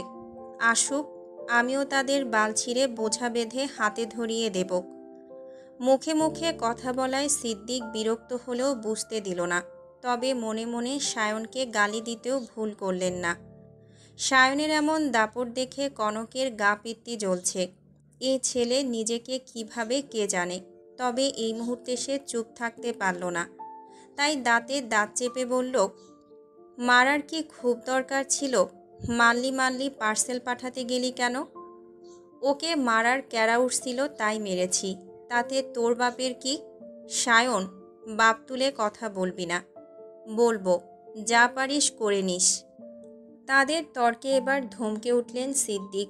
টেবিলের উপর শক্ত থাবা বসিয়ে হিসহিসিয়ে বললেন, তুই মেরেছিস, এসব ঝামেলা তুই সামলাবি। এর এক ফোঁটা দায় যেন আমার ঘাড়ে না আসে। এ কথা বলে উনি হনহন করে বেরিয়ে গেল। সায়ন পায়ের উপর পা তুলে তখনও কাঁচা ছোলা চিবাতে ব্যস্ত। পরনে টু কোয়ার্টার গ্যাবার্ডিং প্যান্ট ও টি শার্ট। শারীরিক গঠন দেখে মনে হচ্ছে ভদ্রসভ্য কোনো চকলেট বয়, যার মধ্যে হিংস্রতা নেই। রাগ ও ক্ষোভ শব্দের সঙ্গে পরিচিত নয় সে। সে শান্তিপ্রিয় শান্ত মানুষ। আজ আর বাসায় ফিরবে না। ইনসানের একটা ব্যবস্থা করতে হবে। ছেলেটা বড্ড বেশি লাফাচ্ছে। পানা কাটলে তার লাফানো থামবে না বোধহয়। সমস্যা নেই, তার ব্যবস্থাও সে নিজে করবে। সিদ্দিক বেরিয়ে যাওয়ার পর কনকও বের হতে গেলে সায়ন বলল, আমার ফোনে উকি মারার সাহস আর দেখাস না। প্রথমবার ভুল বলে মাফ করলাম, দ্বিতীয়বার উকি মারা চোখটাই রাখবো না। ভুলে যাস না আমি ছেলে ভালো, তবে মানুষটা খুব খারাপ। কনক মনের রাগ চেপে কথাগুলো শুনে চলে গেল। সায়ন পায়ের উপর পা তুলে এখনও ছোলা খেতে ব্যস্ত। কাঁচা ছোলা রোজ খায়, ভালোই লাগে তার। তখন তার ফোনে মেসেজ টোন বাজল। মেসেজ চেক করে দেখে স্বর্ণ একটা ঠিকানা দিয়ে মেসেজ করেছে, বেস্ট অফ লাক। সায়ন হাসল, বড়ই চমৎকার সেই হাসি। তারপর ছোলা চিবাতে চিবাতে প্যান্টের কোমর বরাবর হাত রেখে পিস্তলটা ঠিকঠাকভাবে গুজল। ঘাড় ঘুরিয়ে ঘড়িতে সময় দেখে স্বর্ণকে রিপ্লাই করল, ধন্যবাদ হ্যাকার সাহেবা, আপনার কাজে আমি বিমোহিত, অভিভূত। অপেক্ষা করুন, বাসায় ফিরে কড়া চুমু ট্রিট দেব।